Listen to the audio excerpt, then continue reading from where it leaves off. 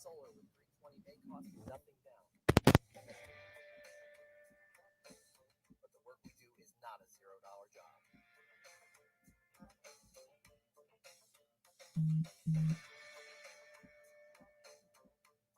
With a 10-year roof penetration warranty and solar panels guaranteed for 25 years, you can have peace of mind knowing they will do your job right every time without question.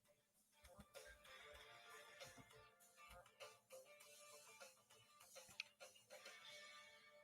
Solar. Power up.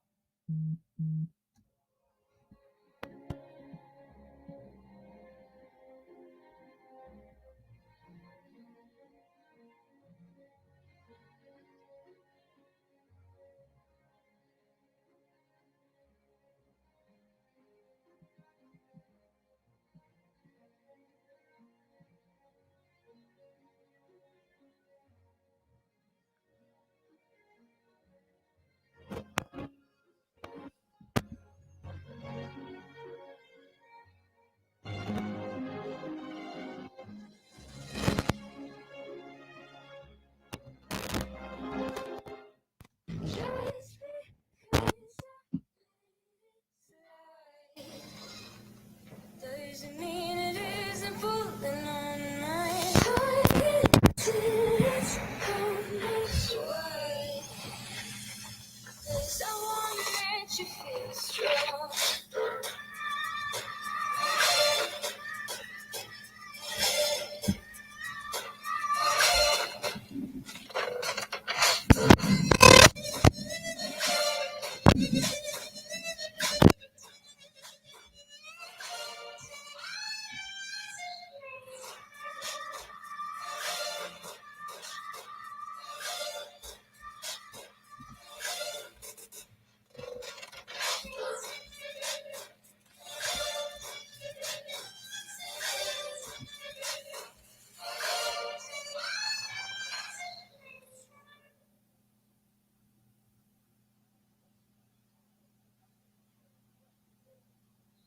Feels great to be doing one of these again. The whole team showed out today. December football, it's 80 degrees. Atlanta is up next. Let's go.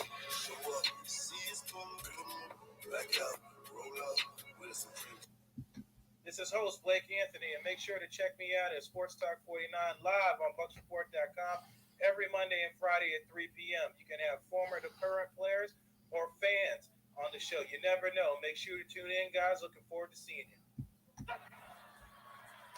First snap in Vikings territory for Tampa Bay. Brady all day. Touchdown. Scary Miller.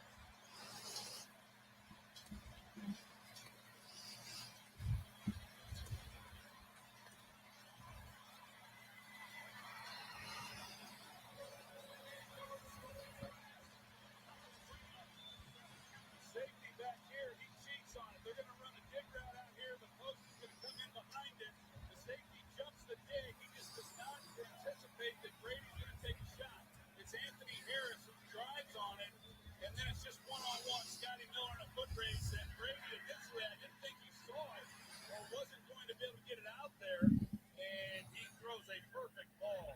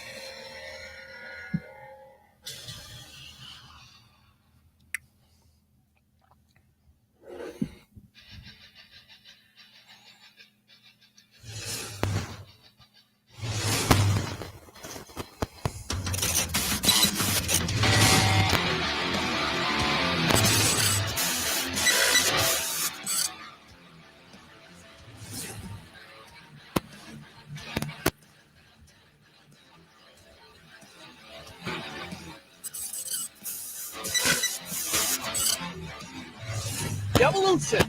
Sports Talk Television live here nightly on Bucs Report. It's the Sports Lab. I'm your host, giving you something to think about on tonight's show. Bring your passion, bring your excitement, just don't bring any nonsense.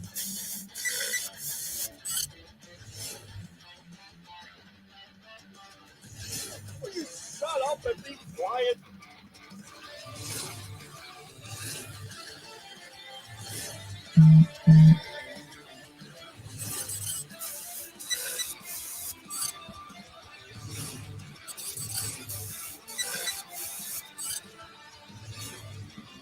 Hey guys, what's going on? Welcome back to your Victory Monday edition of the Evolution of Sports Talk Television here live nightly on Bucs Report. It's the Sports Web. I'm your host, Peter Blake, giving you something to think about. Bucs fans, what do you think about that win versus the Minnesota Vikings? We definitely want to hear from you tonight.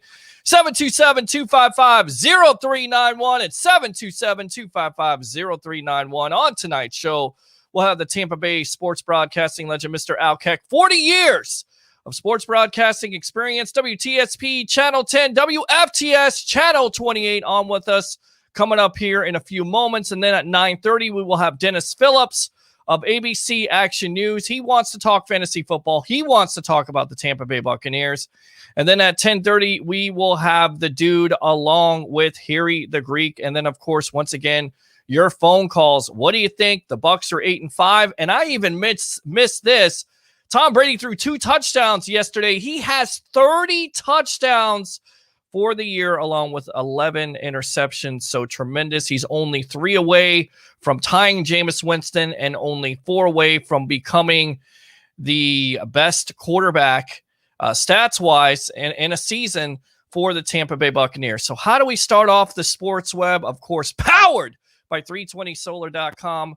Bring your passion, bring your excitement. Just don't bring any nonsense. So without further ado, let's go ahead and get out to Mr. Al Keck, the Tampa Bay sports broadcasting legend. Welcome to the Evolution of Sports Talk Television on this Victory Monday. And I got to say, as I always do here, Al, the food tastes better.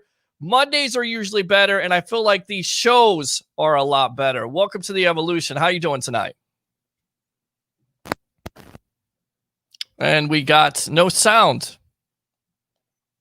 I don't know what happened. He was so excited to get on, he's speechless. So I don't know what's going on right now. There we go. There we go. Welcome to the Evolution. How are you doing tonight? Don't give me that. You're cutting my time for Dennis Phillips. Are you kidding me? What are you talking? Isobars and cold fronts? I mean, don't give me that. Hey. It's not like you can't stay in the line and get you back on at 10 o'clock. God, believe me. No, not after Dennis. He cut me so many times with fake storms and all that stuff. No way. Have him every Monday night from here on out. Oh, stop it. Stop it now. Getting all jealous and everything. Come on now. You know. I'm not jealous. I just don't want my time wasted. Yeah, no. You can have Dennis every week. Believe me. Well, I've got to say, look, 26-14, 8-5 now. They kind of righted the ship, although it wasn't necessarily the best start. And it seems like not only Brady, but this offense and also this defense as a whole, this team really has difficulty in that first quarter. It wasn't necessarily the greatest start, but to the defense's credit and also to Dan Bailey's credit for missing all those field goals and extra points, the Bucs were only down to 6-0. So what do you think about this win versus the Minnesota Vikings that basically kind of eliminates the Minnesota Vikings from playoff contention, although they're still in it, but now the Bucs are in basically the driver's seat? Go ahead. Well, I was not happy with the way they played. I was not impressed with. I was not happy with the way they played. I was not impressed with the way they played at all. Yeah, I expected more coming off a bye week. And, again, all we heard all week long, and we've heard it for weeks, is how this team needs to get off to a better start. And it certainly didn't do that. They had 6 plays in that first quarter. That's it. And I know everyone wants to talk about Bailey and all that stuff. Okay, he missed, the 3 field goals and the point after. Well, that's 10 points. They won by 12. But I'm more concerned with the. I'm more concerned with the fact that the Buccaneers only had the ball for, I think it was 9 series. Normally, you expect to get 12 series in a game. They had 9 series. So let's say they get 1 touchdown out of that and maybe a field goal. Then it's a much easier type of game. But I mean, they were killed in time of possession by 9 minutes. And, they were just killed as far as first downs were concerned. What was it like? I think it was like 27-17. Yeah. Some ridiculous thing. So I was not impressed with the way they played. Tom missed a lot of throws. He missed some deep throws. And that could have completely changed the game around. But I'm not impressed with this defense. I know they got 6 sacks, and I know they put pressure on Tom Brady. But, the best thing going for the Bucs was the fact that they didn't give up big plays. So, and I know that was a priority for them, especially after Kansas City. They were going to keep everybody in front of them. But, they gave up 4 or 5 fourth downs plays, which kept drives alive. So the defense couldn't get off the field. The offense got off to a slow start and really did not do that much. Brady has had better games. So I think they're very lucky to get out of this game with the way they did. And now you've got Atlanta. Atlanta, even though they lost to the LA Chargers on the road, is playing better. And this could make their season a whole lot better with Raheem Morris and Dirk Cutter, 2 former head coaches, leading the way for Atlanta. You don't think that they would love to put a monkey wrench into what the Buccaneers are doing? And so, I was not impressed with this game. I was not impressed with the way they played. And hopefully this will lead to better things coming up next week. Yeah, I mean, again, they had a slow start offensively. It was nothing pretty, but as I told everybody, you can win this way when you run the ball with the victim of volume. 18 carries for 80 yards and Ronald Jones along with the touchdown. And before the game, they decided to have Leonard Fournette inactive. They went with Shady McCoy. Overall, they ran the ball more than they passed the ball. And I feel like if this is the way they have to win with their defense holding things down, and you mentioned their defense again, giving up 100 yards to a Dalvin Cook, but I thought in moments they played well, especially with the 6 sacks. And then when you need a turnover at the end of the game, you get that to close it down. So overall game plan, I really liked it. What did you think about the victim of volume and Ronald Jones? First of all, okay, you're 80 yards. Okay, if you're excited about that, that's on 18 carries, so 4.4 yards. I will say this: he came up with one of the top plays of the game with that 16-yard run at a time with like 8 minutes left to go in the fourth quarter when the Buccaneers severely needed that. But take that away, then you're looking at 17 carries, 64 yards, 3.4 yards per carry.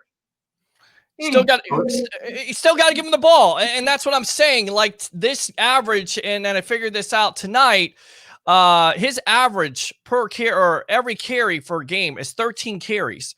When he gets the ball in losses, it's only 11. 13 carries to a guy that has 900 yards is not too bad. Not too shabby by Ronald Jones.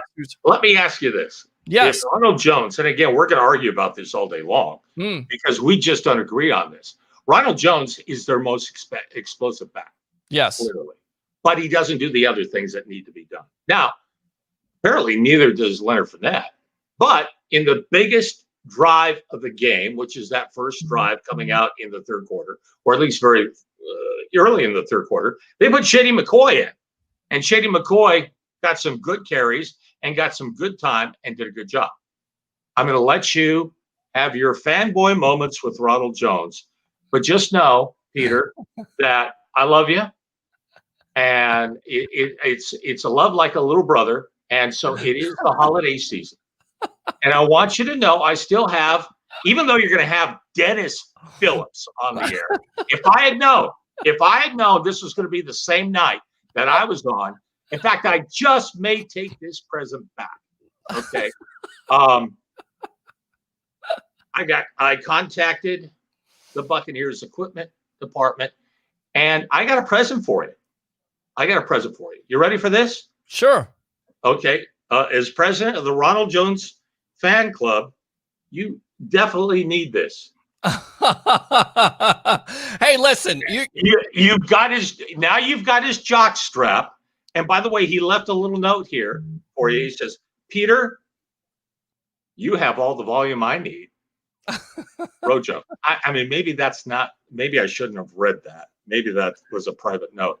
But, for you and all your, for all your Rojo dudes out there, they're at the next Rojo fan club get together. I'm going to get this to you and you guys can pass it around. Okay. There you go. Okay. Well, I think, honestly, he gives them the best chance to win. So you could call me a fanboy and call the Webheads fanboys, but at the end of the day, he clearly is the best running back on this team. He's shown that. And I'll tell you right now, the most explosive back.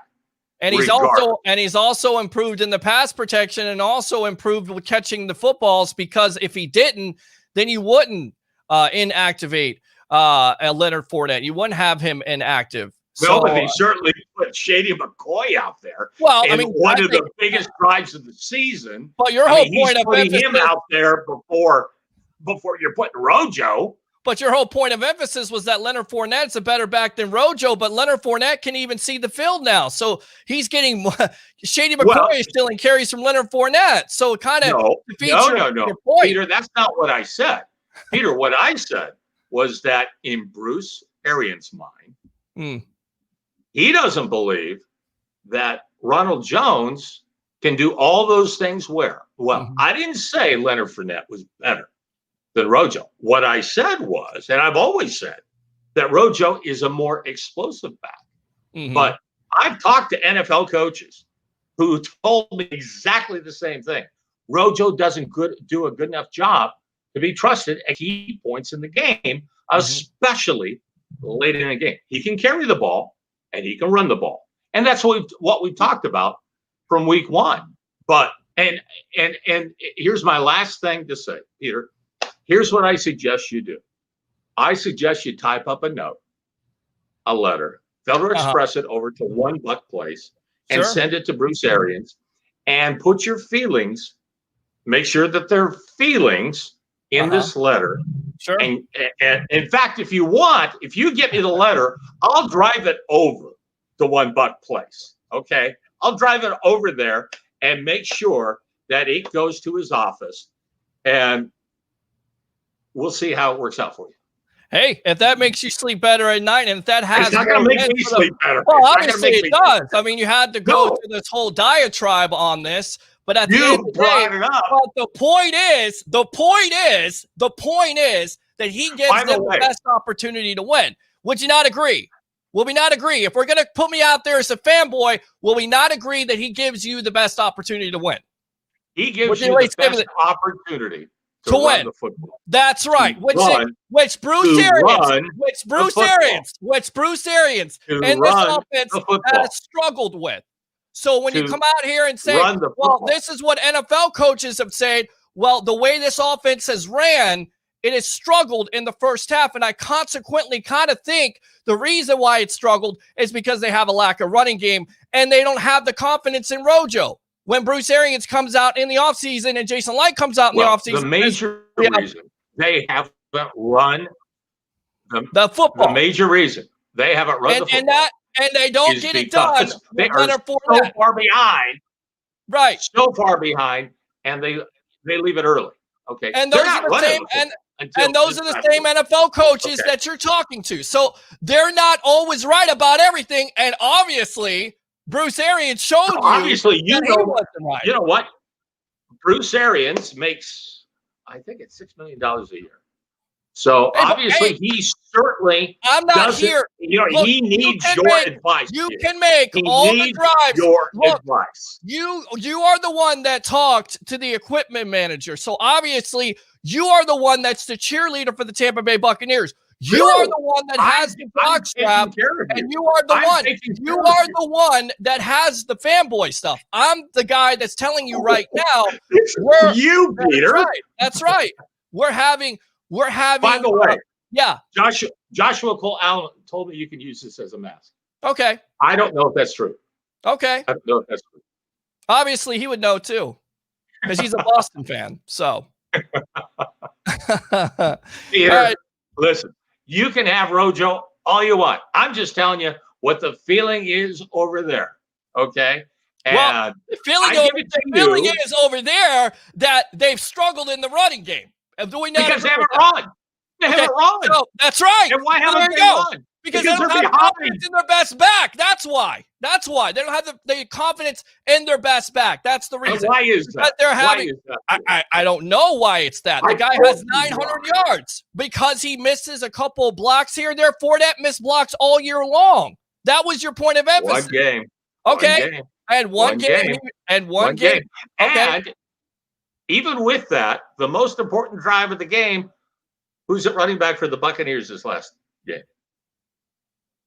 Shady McCoy. Right, but they brought him in there not because they didn't necessarily have confidence. On the most important drive?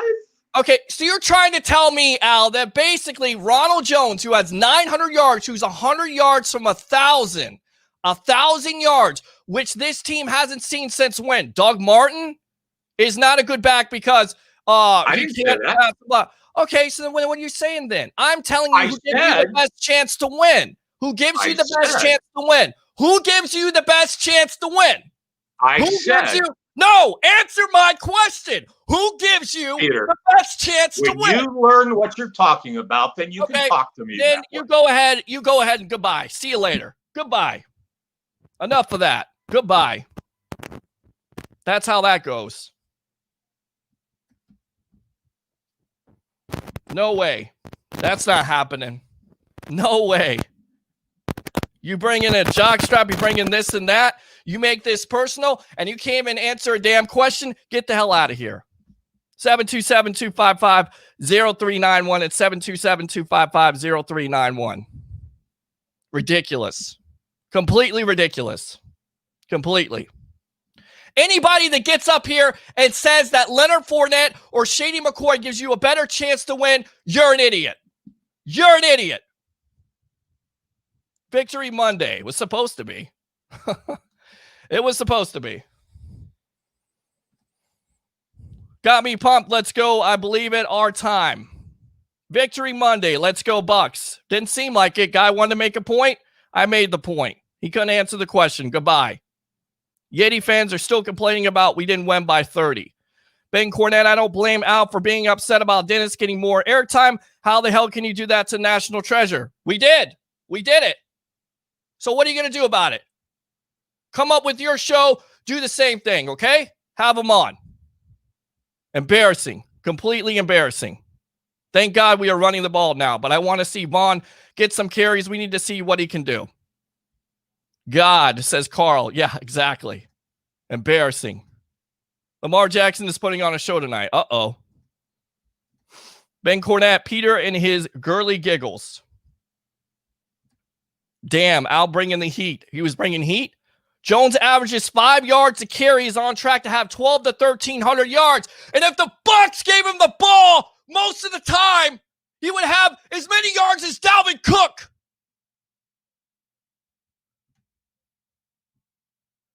And let me tell you something about learning how to do a show. I've been doing this for 2 years.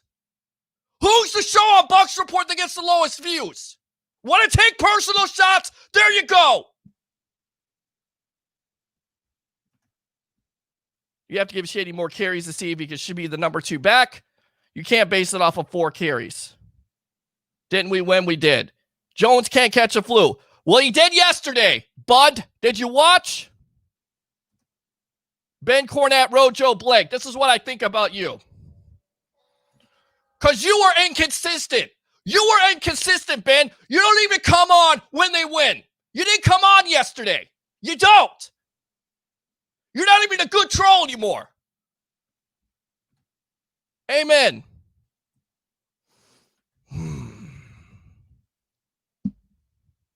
How to do a show. I'll show you how to do a show. That was bullshit. National Treasure, please. Bucs win. They did. We just did. Ben Cornette. How does Dennis get more time than it's not even a thing? It's not even a thing. Embarrassing.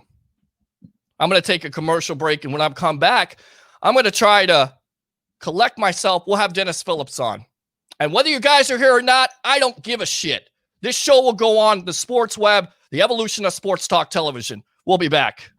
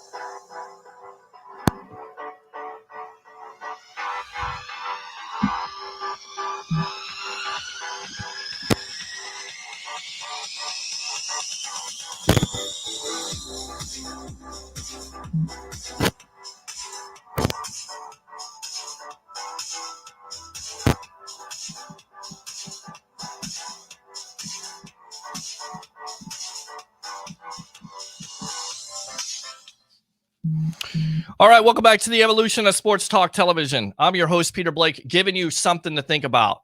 I will never be embarrassed on my own show. Never. Never. Never be embarrassed on my show. I don't care who it is. I don't care who it is. That's embarrassing. You lost the debate. You had to make it personal. See ya. You lost. Admit that you lost.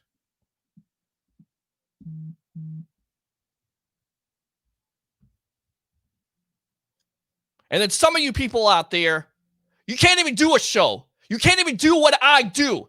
You can't even do it. You want to come up here and be critical of what I do? Step in my shoes. Do it one night. You're fail. You will fail miserably. Fail. There's a lot more to this than getting on a stupid mic. I guarantee you. Any other sports talk show host would have nixed him out of here. Would have ended the show.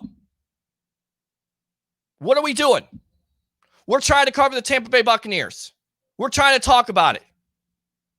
He didn't like what I had to say? Fine. But the facts are the facts. He is the victim of volume. 13 carries for a top running back in the NFL. Are you serious? Can you imagine if Bruce Arians and that offensive game staff would get their head out of their asses and give the ball to him 20 times a game? Can you imagine? Maybe you wouldn't have so many offensive problems that you had over this time period. And Joshua Cole Allen, I got something for you, my friend. Okay? If you had anything to say about me, come and say it to my face. Say it to my face. I guarantee you won't. That right there was cowardly. Completely cowardly. All around. I'll put up with it. I'm good with it. 727-255-0391 at 727-255-0391. Facts are the facts. And some of you fans out there, you wanted Ronald Jones gone. You thought Leonard Fournette was the guy. You thought he was going to be the answer to your prayers. What has he done? What did he do when he got time to start? Look at the statistics. I say it all the time. Every show, bring your passion, bring your excitement. Just don't bring any nonsense. If I'm wrong about something, I'll admit that I'm wrong. Have I said that Ronald Jones is perfect in his game? Absolutely not. He misses blocks. He fumbles the ball. But let's not act like he's the worst running back in the league. And let's not act like I'm part of the Ronald Jones fan club. Idiots. Some of you are idiots. Absolute idiots. Never come on my show and embarrass me. This is my show. You understand? If I wasn't good at what I did, then you wouldn't follow the lead. That's the fact. Okay? Whatever is done in 10, 20 years ago, that's the past. This is the future. This is the evolution of sports talk television. It's the Sports Web. I'm your host, Peter Blake. 727-255-0391. It's 727-255-0391. I told you. You troll me, I troll you back. I'm an overachiever. I wasn't taught how to do things half-assed. I don't do that. You troll me, you understand that I'm trolling you harder. Understand I'm trolling that ass. So be careful. Be very, very careful going down that rabbit hole because you may not come back. 727-255-0391 at 727-255-0391. Whoa, I think we lost, by the way. Everyone is acting tonight. Well, I'll tell you right now, the way some Bucs fans act half the time, it's ridiculous. You act like this team is not good enough. You act like this team right now has a worse record than they had last year. You're more consumed with stats and everything else. But when it comes down to it, when there's a debate on the table about who's the better player that's going to get you to win, that's going to give you the best chance to win, take emotion out of it. Take fanboy status out of it. I don't know the man. I never met the man in my life. But here's what I do know. I do know that the guy, when he was given the carries last year, performed. I know this year he has 900 yards. I know he's one of the most explosive backs in Bucs history. That's what I know. Everything else is bullshit. That's all it is. And I don't care if you think you care about what I curse or whatever. This is my freaking show. Welcome to the evolution. It's the Sports Web. Christopher Cole, I'm fine. Glad we won, but some can't hold their load. Obviously, you can't because you're the guy that's talking the most on here. But when they win, you're nowhere to be found, my friend. You are a freaking ghost. And yes, I'm calling you out. I told you. I told you. I told you. Be careful. Up next, Dennis Phillips from ABC Action News. Hopefully. Rojo looked good yesterday. He's looked good throughout the whole season. The whole nonsense of him looking like a bad running back. Again, he has his faults. I get that. But he's the best chance to win. And you could see that what the Bucs did yesterday. You could. Jones caught one pass yesterday. Don't sit here and tell me he can catch a football. With that being said, he's the best running back on this team. Thank you. And I will tell you that he can catch, Gary, because he caught a 37-yard touchdown against the Chiefs. But you guys right now have selective amnesia. That's the problem with some Bucs fans. You guys are all about emotion. You don't look at the stats. You don't look at what somebody does. You look at emotion. You don't like the player. You don't like this guy. Some of you don't like Brady still because of what he did in New England. You call yourself a fan, you're not a fan. You're a phony and a fraud. Right, says Sitton. Chris, Jones is a beast. Yak, don't lie. Thank you. Stats.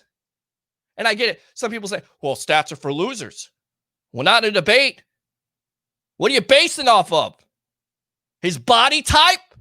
Because that wouldn't be talked about tonight. That I'm on somebody's jock. I got your jock right here. Okay? You lost the debate. You lost it.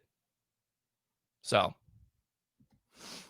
98% playoff chances. Love it. Absolutely. Preach it. I will. Trolling that ass. Absolutely. And when somebody tells me I don't know how to do a show, do what I do.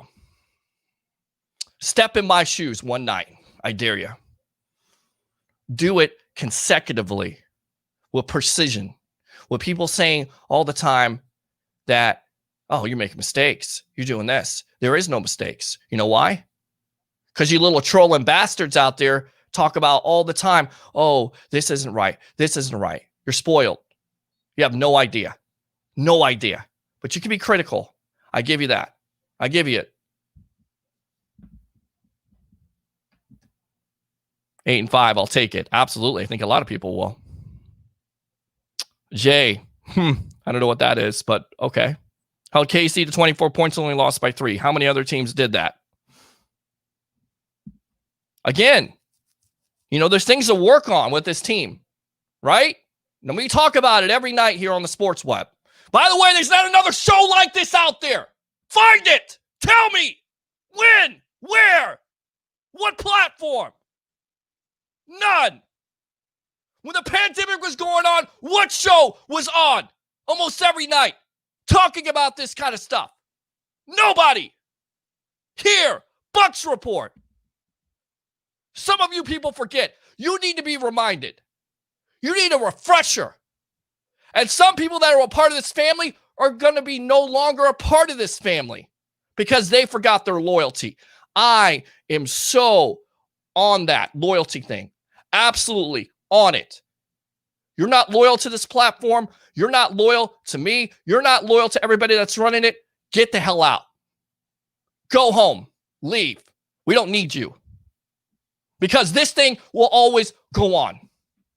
Trust me. With every breathing part of my body, this thing will go on. 727-255-0391 at 727-255-0391. Trust me, it will go on. I like him a lot. I do look at the stats. Good. Then keep on looking at the statistics and understand that what everybody's saying, that I'm a fanboy and that I'm a part of the Ronald Jones fan club. Look around. 900 yards, 100 from 1,000. When's the last time the Bucs had a 1,000-yard rusher on this team? Name it. Doug Martin? How many years ago was that? 5 years ago. Jameis Winston's rookie year, was it not? Jones is a top 5 running back. He is. When he's used. Why do you think I created the name? Nobody else has created it. They can copy it all they want to. A victim of volume. I'll keep on saying it until you understand it. Do you understand it, Bucs fans? Do you understand it, webheads? Do you understand what the victim of volume is? It's not some catchphrase that I came up with. Maybe it is. But it's a good one, right? But what does it describe? His career in a microcosm. All day long. And by the way, I don't need any host to do a freaking show. Okay? I do this myself. I can talk to myself all night long. I can talk to you all night long. I've done radio before. I think I've done TV before. Don't you think? Pretty damn good job, right? Monday, Wednesday, Friday. How about the 5 days a week for 3 hours? Who does that? Who does it? No one. But here. Al must be on some old personal stuff. Man, I come to hear the Bucs talk, and did you all hear the new Victory Monday song? Maybe we need to, Brandon. But there was a point that needed to be made tonight. But it was not going to be made on my account. It was not. It was not going to happen. That doesn't happen. Just like the Bucs' attitude when teams come into their house. You don't come into somebody's house and embarrass them. You don't come into my house. This is my house. Okay? Make no mistake about it. This is my house.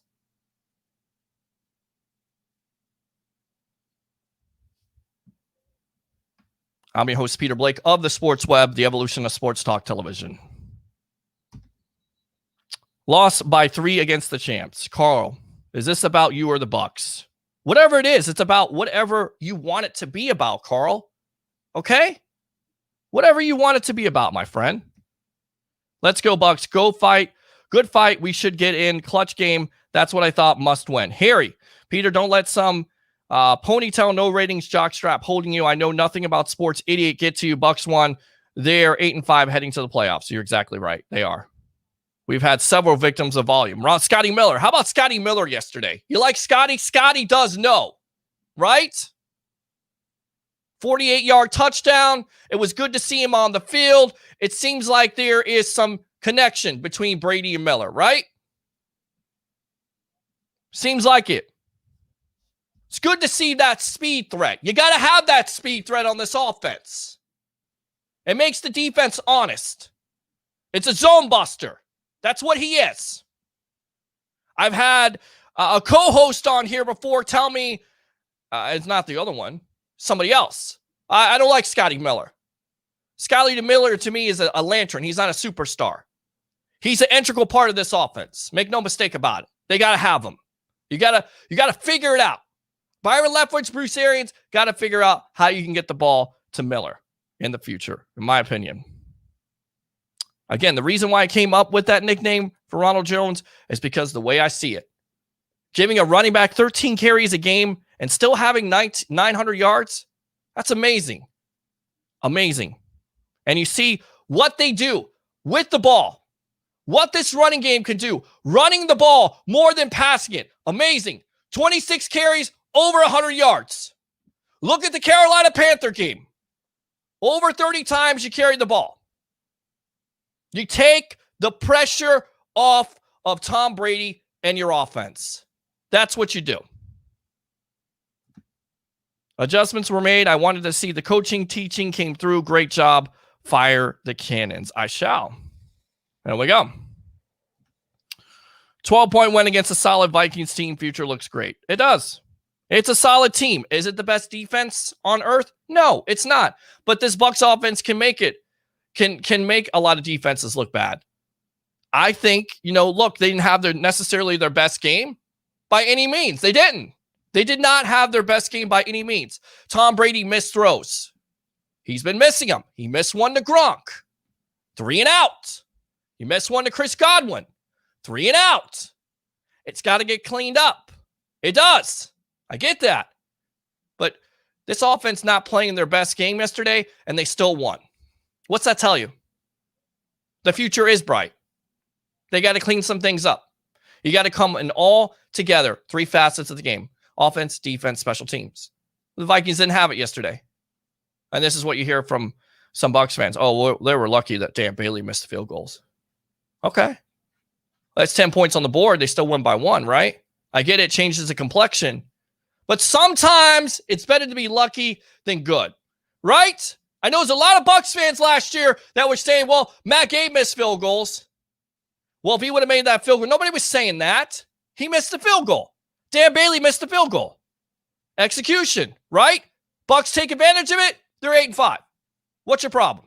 727-255-0391 at 727-255-0391. I agree. You did right to check out. Had to. Yeah, Brady and Scotty got something going. Chris, best team on paper and field in over 10 years. Yes, absolutely. And like I said, not to go negative, but honestly, if you get on Facebook and you notice some of the comments, it feels like they're not. And I get it. The high expectations are there as well as my expectations of this team, right? Big time expectations. I said 13-3. You see that? I said I was wrong. I'm wrong. I'm not right about everything. But I think that's why you guys like me, right? I've been wrong before. I'm going to be wrong again. There are high expectations out there. They didn't necessarily fulfill them, but they got an opportunity to make a run here. Got an opportunity to beat an Atlanta Falcon team that is not good. They are not good. You cannot convince me that they are good. They're not. They blew the lead yesterday versus the Chargers because their defense is god-awful.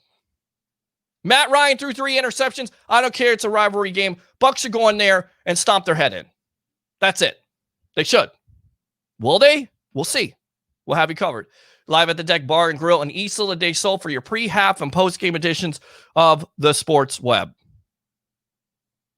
And if some of the language tonight or some of the passion affected you or bothered you, I'm sorry. But there's a Blake pride to this, right? It is about me sometimes. I'm not going to lie. It is. So, all right. I'll go ahead and get back out to the web heads in a moment. Let me go out to the phone lines. Welcome to the Evolution. You're on with yours truly. What's your name? Where are you calling from? Hey, what's up? This is Deshaun. Hey, what's up, Blake? What's going on, man? How you doing? Bucs Hey, win. not much, man. Yeah, man. Bucs win 26-14. Your thoughts, man? Hey, I think pretty good on this game. Listen, this was a great rushing offense. It's a team that's actually hot. They started the season really, sketchy, and they turned it on.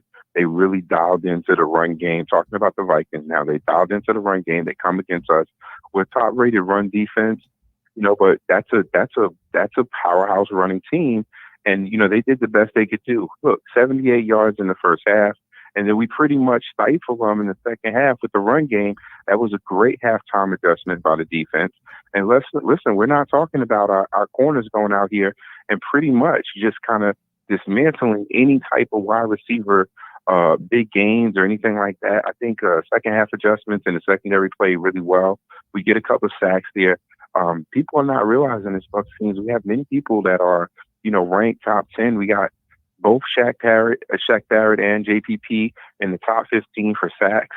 Ronald Jones is in the top 5 for rushing. Even if you go to Next Gen Sports, you even got Anthony Winfield. He leads. He's number 1 in the fastest sack at like 2.6 seconds or something like that. I mean, Levante David and Devin White are.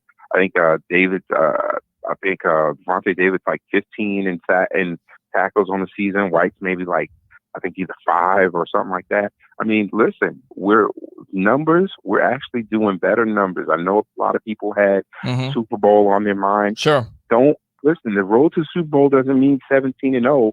It's not a magical Miami season.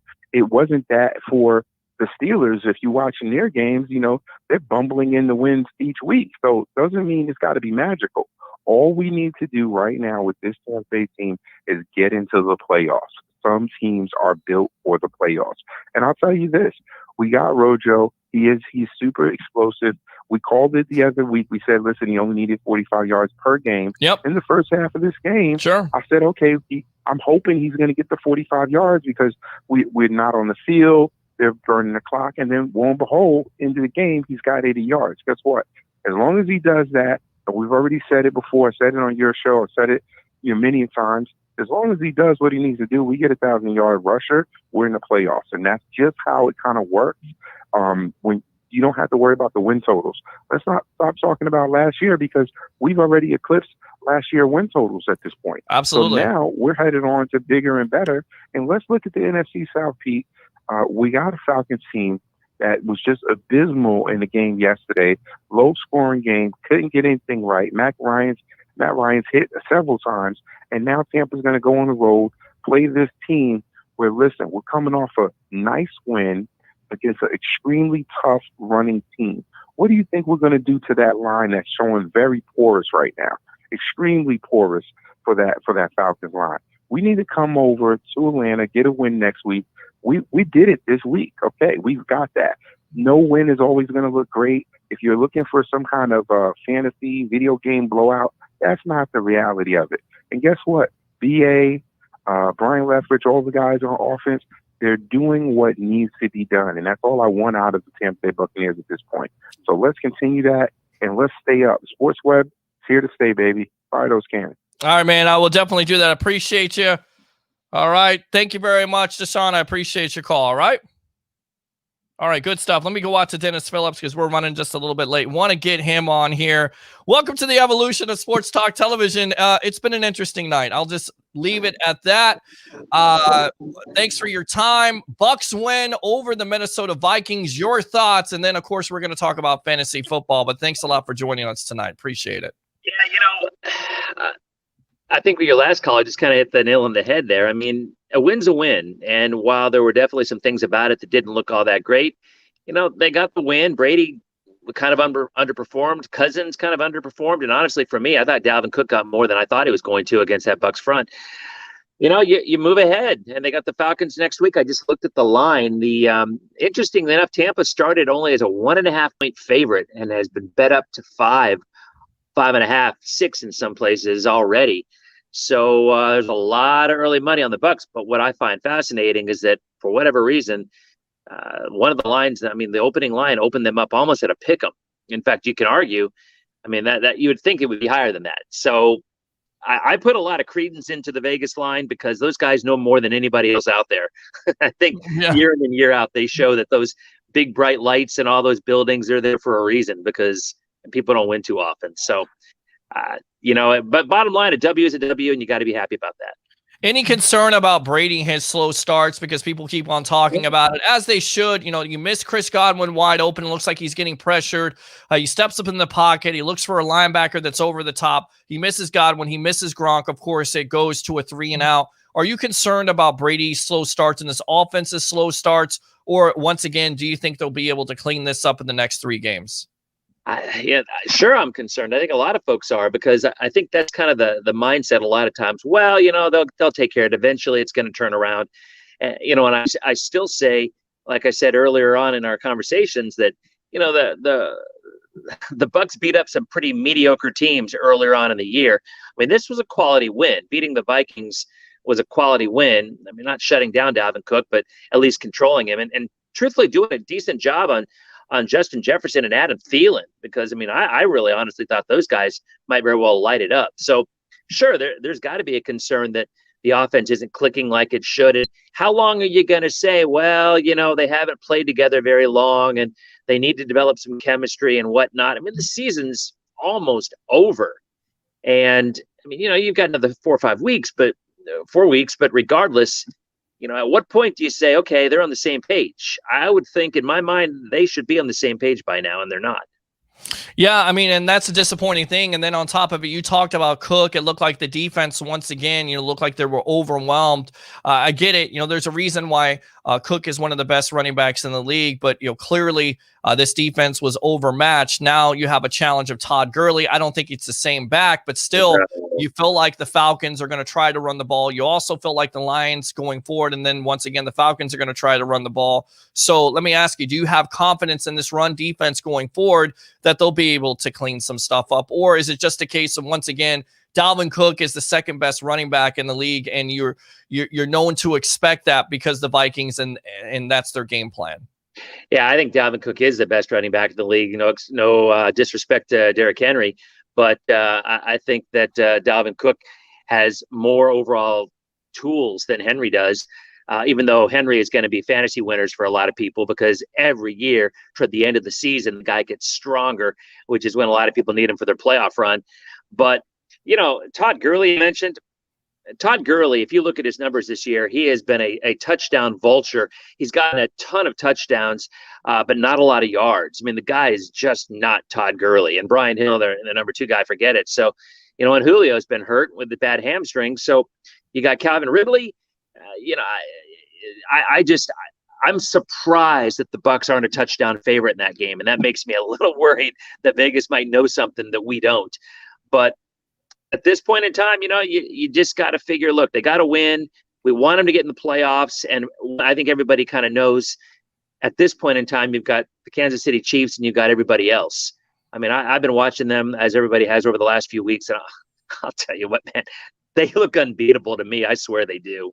Yeah, and that's even with Patrick Mahomes throwing interceptions yesterday to a very good Miami defense, and they just weren't able to do it. I mean, it's just a team that turns it on. They're just so talented. We're on with Dennis Phillips of ABC Action News.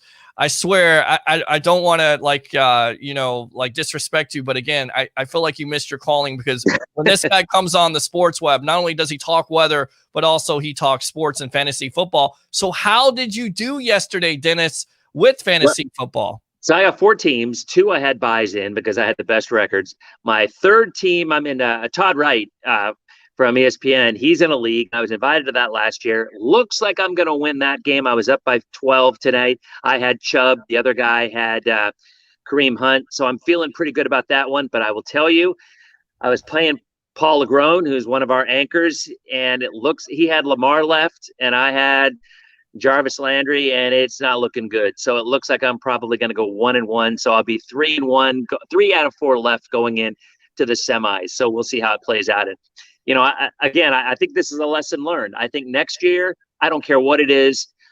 I draft Derrick Henry because weeks 14, 15, 16, the guy is just money. And that's what you need, somebody who can dominate. And Devontae Adams ain't too shabby either, I suppose. Yeah, I mean, Devontae Adams is just on another level, and I was kind of disrespectful in the offseason to him. I didn't really know how good he was, but you could see how good he is and how much of an integral part he is to that Green Bay Packer offense. And it certainly seems like that team is getting better. In fact, the Saints lose yesterday. Let me ask you about the Saints. Have defensive coordinators finally figured out Taysom Hill, or was it just a bad game by Hill and the Saints and nothing to worry about? Because honestly, if the Bucs win their remaining games and the Saints lose their remaining games, and that's certainly possible with Kansas City coming up being in the next matchup, most likely they'll lose that game. They actually may lose the division. Do you think that Saints fans and fantasy football owners should be worried about Taysom Hill and the Saints? No, because the guy runs, and regardless of what the end result, and we're talking two different things here. You're talking about fantasy owners. Fantasy owners were just fine with Taysom Hill. He had 19 points yesterday. He had a big touchdown near the end of the game. He got lucky on that, but fantasy wise, the guy runs, and a quarterback that runs is going to bring you points regardless. It's the way it works. Now, you also have to wonder. I heard Drew Brees may or may not come back next week. My guess is he won't. I can't imagine they want him to go up against the Chiefs, but people are forgetting about Brees, and I don't care that he started slow. Drew Brees is still Drew Brees, and that once he gets back in, that's going to open up Kamara, because if you've noticed, Alvin Kamara has done very little since Taysom Hill's been in there because Hill's been running the ball. And they tried to get him a little more involved yesterday. He did get a touchdown, but I think once Brees gets back, you're going to have Kamara, you're going to have Thomas, you're going to have Emmanuel Sanders. They have all the offensive weapons they need, and that's going to keep their offense on a little bit longer, which then at that point means their defense will probably be well rested. I'm not the least bit worried about the Saints, but I still don't think anybody beats Kansas City. How can you? How can you, the way that they're playing with everything they got? Yeah, you're exactly right. And you look at Pittsburgh last night, they lose to the Buffalo Bills. Buffalo, very impressive. Pittsburgh looked horrible. Oh, man. Are they a fraud? I get it. They played an easy schedule. You play your schedule, whatever else. You put together wins. But in your opinion, are they a fraud? And are the Buffalo Bills, it seems like they're for real. I don't know what's going on with the Browns right now, but their first drive, they went down. They were against the Ravens, so it's a big game for tonight. So in your opinion, are the Steelers a fraud, and are the Buffalo Bills for real? Josh Allen's for real. Stephon Diggs is for real. And Cole Beasley, the guy drives me crazy because he's always available. He always gets these on a half point or a full point PPR league. Cole Beasley's awesome from a fantasy perspective. He came up small yesterday, but my heavens, Josh Allen, forget the fact that the guy can run, because he can. The guy has turned his accuracy around this year.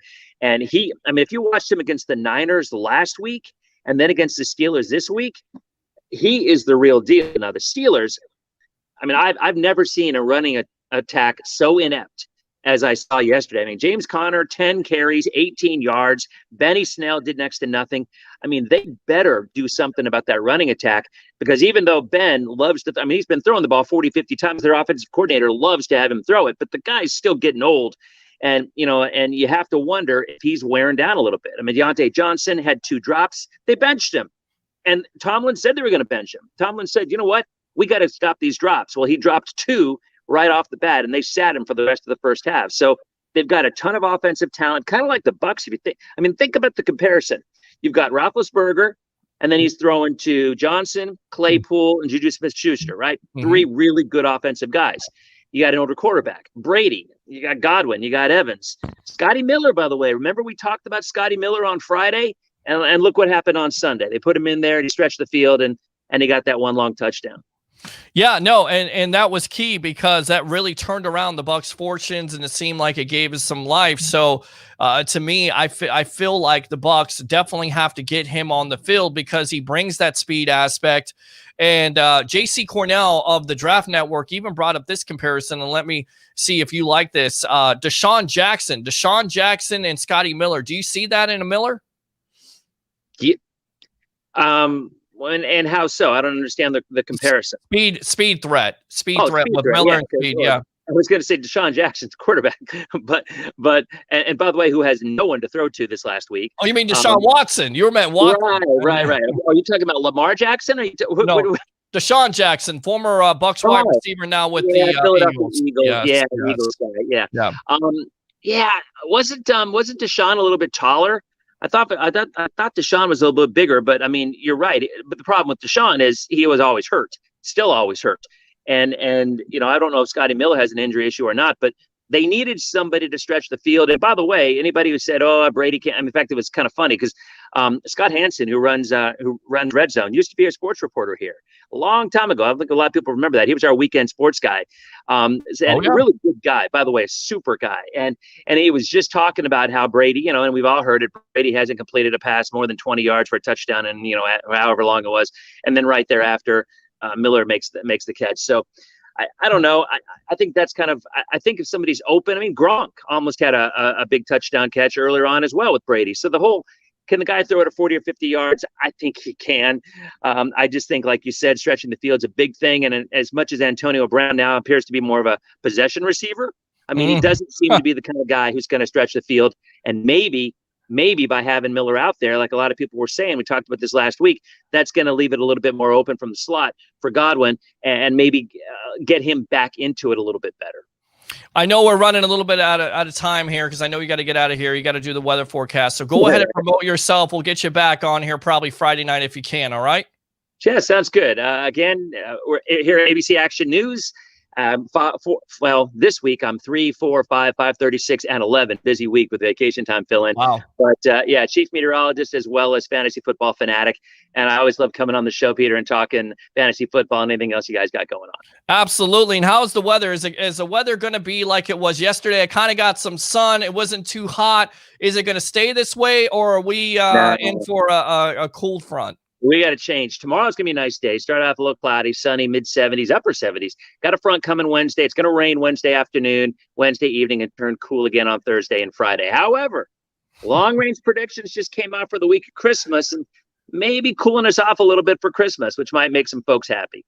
Absolutely. Good stuff. Dennis Phillips of ABC Action News. Thanks a lot for your time here on the Sports Web. My pleasure. Talk to you guys soon. Absolutely, buddy. There you go. Good stuff there. Always enjoy him and his fantasy football knowledge and overall football knowledge. And like I said, he definitely missed his calling, and we're glad to have him here on the Sports Web. Let me go back out to the Webhead comments here. Again, open phone line. Don't be scared to call up. 727-255-0391 at 727-255-0391. Low carries, falls on slow starts, passing to catch up. Can't go 3 and out 4 in a row. D needs the rest. Absolutely. Sean says, run the ball, play defense. Brandon says, we might need to remind some Bucs fans that usually at this time we were talking the draft. Tell me about it, especially last year. Brandon says, not good, but better with Raheem at coach. He will have them ready, so we better come to play. I hear the same thing. Raheem had the Falcons ready to go to LA and face the Chargers, and they blew the lead because their defense isn't good. It's not good. And what you have to do as a Bucs team is you get out to a fast start and you keep your foot on their neck. And then once you get out to that fast start, then your defense can start to play games. All right, let me go back out to the phone lines. Welcome to the Evolution. What's on your mind tonight? Hey, Peter. This is Jacob Charno, Park County Football. I just wanted to call in because I was listening, and I just wanted to emphasize a point where I don't know how many people who are watching this know this or watch my stuff, but I am a diehard Jets fan. And as for all you Bucs fans out there that are complaining about this season and how it's going, can you please stop complaining so much? Because we are 0-13. We have the worst coach in NFL history, and like you're 8-5. Be happy. No one expected you to go 16-0. If you listen to ESPN and Fox Sports and all that, guess what?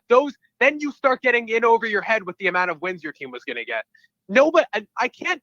You guys were all expecting 11-5, 10-6. Guess what? That's where you're going to be sitting after this season. Like, you're going to be in the playoffs. Stop complaining so much. You guys usually don't win this many games. I can't remember the last time you had a season this successful.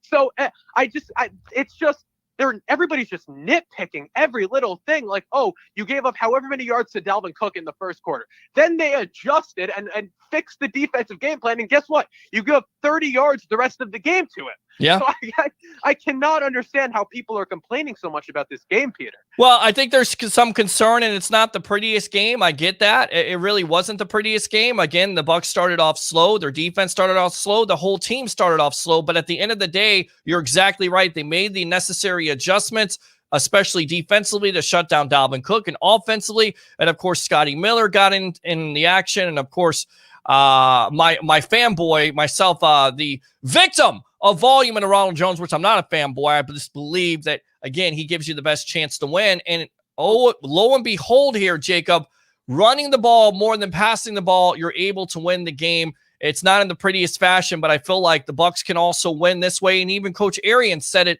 after the game that we can do whatever we want to, basically. Peter, you're exactly right. I was listening to the show. It's been an interesting night, to say the least, Peter. But yep.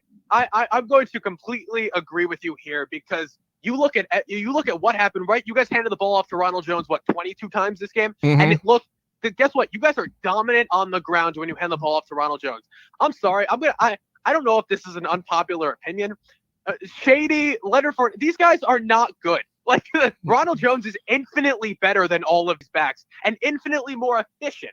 So it's not you being a fanboy at all. It's you being rational and smart with what you're saying about it, because you are completely correct. They need to run the ball to set up the pass and pass the ball to set up the run. And when they don't do that, they lose games. Look what happened in the Saints game.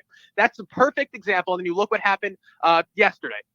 They're complete polar opposites. And guess what? You guys looked like a playoff team yesterday. And in the Saints game, you didn't even look like a competent team. Yep. So I really can't understand where people are like, you're not a Ronald Jones fanboy. You're just completely correct with what you're saying. And people are still holding on to the past that maybe Leonard Fournette or LaShawn McCoy are viable options in the backfield for this team, when in reality, they're not. No, they're not. And, the coaching staff yesterday showed that by making Leonard Fournette inactive, because he wasn't getting it done. And Bruce Arians even talked about this, taking a chance, and it worked out. And look, I think Shady McCoy, if he can give you that type of production, you'll take that all day long. 4 carries for 32 yards. He comes in, he gives Jones a breather. He's also on pass protection. He can catch the ball out of the backfield. And he showed a little bit of explosive nature yesterday. We're on with Jacob Charnow of the Hard Count Football Podcast. You also, I believe, have a show coming here on Bucs Report. Talk about it a little bit, my man. Yes, I do. It's very exciting. You guys gave me the great opportunity to host my show, the Hard Count Football Podcast, live on the Bucs Report platforms, as well as my Hard Count Football YouTube channel. It's Tuesdays at 7 p.m. Eastern. Starting tomorrow, I will be live on Bucs Report at 7 p.m. Eastern. It's just, same thing, football talk, bring the comments. I'm saying I'm going to send out the link. You can join the show. It's going to be fun. I'm really looking forward to it. And I really appreciate you guys letting me have this opportunity. I don't know what you were doing when you were 16 years old, but here's a guy that has it all figured out. 16-year-old prodigy here. Welcome to the Bucs Report family. Jacob Charnow of the Hard Count Football Podcast. Appreciate your time, my friend. And definitely always welcome to come on the show anytime you like. All right? Absolutely, Peter. Thanks so much. All right. Appreciate you, buddy. There you go. I mean, that kid just gets it. I mean, if I had to trade spots with somebody, if I were 16 years old again, I'd be that guy, because he gets it. He really does. And he's the future. He's definitely the future. Kid's got a great future here. He does. All right. Let's see here. We'll read some more of these comments. Was nice to see the run game. Hope Rojo Pinky is okay. Love the show, Peter. Thank you. Listening to everyone, or listening to every show from Hanford, California. Let me go ahead and fire those cannons for you. Appreciate that. Technically, they are a touchdown favorite. Remember, you take 3 points for being on the road. Misador, Bills might sneak into the Super Bowl just to lose again. Wide right. Hopefully not. Let's see here. Any chance you need an extra guest tonight? Would love to talk with you. Absolutely. Anytime, Jacob Charnow. Anytime you want to get on, that's him. Hard Count Football Podcast. Enjoy the win, but the D needs to get better. I agree. Absolutely needs to get better. Sean says, beat the Falcons. Let's go, Bucs. Crotch Y Doc says, what's up? Victory Monday. Harold says, Super Bowl or bust. And Brandon says, okay, we read that comment already, so I'm going to go ahead and fire those. Oh, my bad. Oh, that's what happens when you have something you're pushing down there. Wonder Will Rojo play Sunday? I definitely think he'll play Sunday, but we'll keep you abreast of the situation, update that situation. Let's get out to the guest here. They've been waiting a little while. I do apologize once again for the unnecessary drama, but I'm not going to be disrespected in my house. I won't be. But I will let you come and talk about whatever you want to having to do with the Tampa Bay Buccaneers or your favorite NFL football team. 727-255-0391 at 727-255-0391. Let me get Mr. 86%er himself, Harry the Greek. Welcome to the Evolution. And, of course, Mr. Rick Hughes from the Cheap Seats, What's Cooking in the South. I thought you had a night off, Mr. Rick Hughes. Guys, thanks a lot for joining me. What do you have to say here, Rick? Well, look, here's the deal. You said it perfectly. When you look at Jacob, that just called, Jacob is the future, right? Jacob's got such a great future in front of him and everything. He's not the past. All right? He's not a has-been. Jacob's the future. And it's nice and refreshing to listen to the future. Because he's exciting. Jacob is fun. He's positive. It's what it's all about. Let me tell you something. I'm going to say this flat out because when somebody does something like that to my family, I get pissed. All right? Flat out. I wanted to show up with a jockstrap with the name Al on it because he sniffs his own. 40 years of being a jackass doesn't make you anything other than a very experienced jackass. And that's what he showed tonight. Peter, you deserve better than that. Yeah, again, I tried to handle it as professional as I could, but again, I don't try to make this personal. I never try to put anybody's personal business out there, and I never try to win a debate by putting something so ridiculous out there on camera. I get it. We can all have fun here, but to me, he was just losing the debate and needed to go. And well, it's happened. Listen, as a photographer, I've been a photographer for 30 years, right? Professional photographer, top of the game, everything. I remember guys when I was just starting. I remember those guys who no longer, I mean, they had been a big deal. And they'd gone over the ledge and weren't that big of a deal anymore. And they just didn't realize it. That the people who are up and doing things now and everything looked at them, it was kind of sad. And you know, the problem is when you don't see it and you don't grab the opportunities that are there because you're so in your head about yourself, sniffing your own jock. And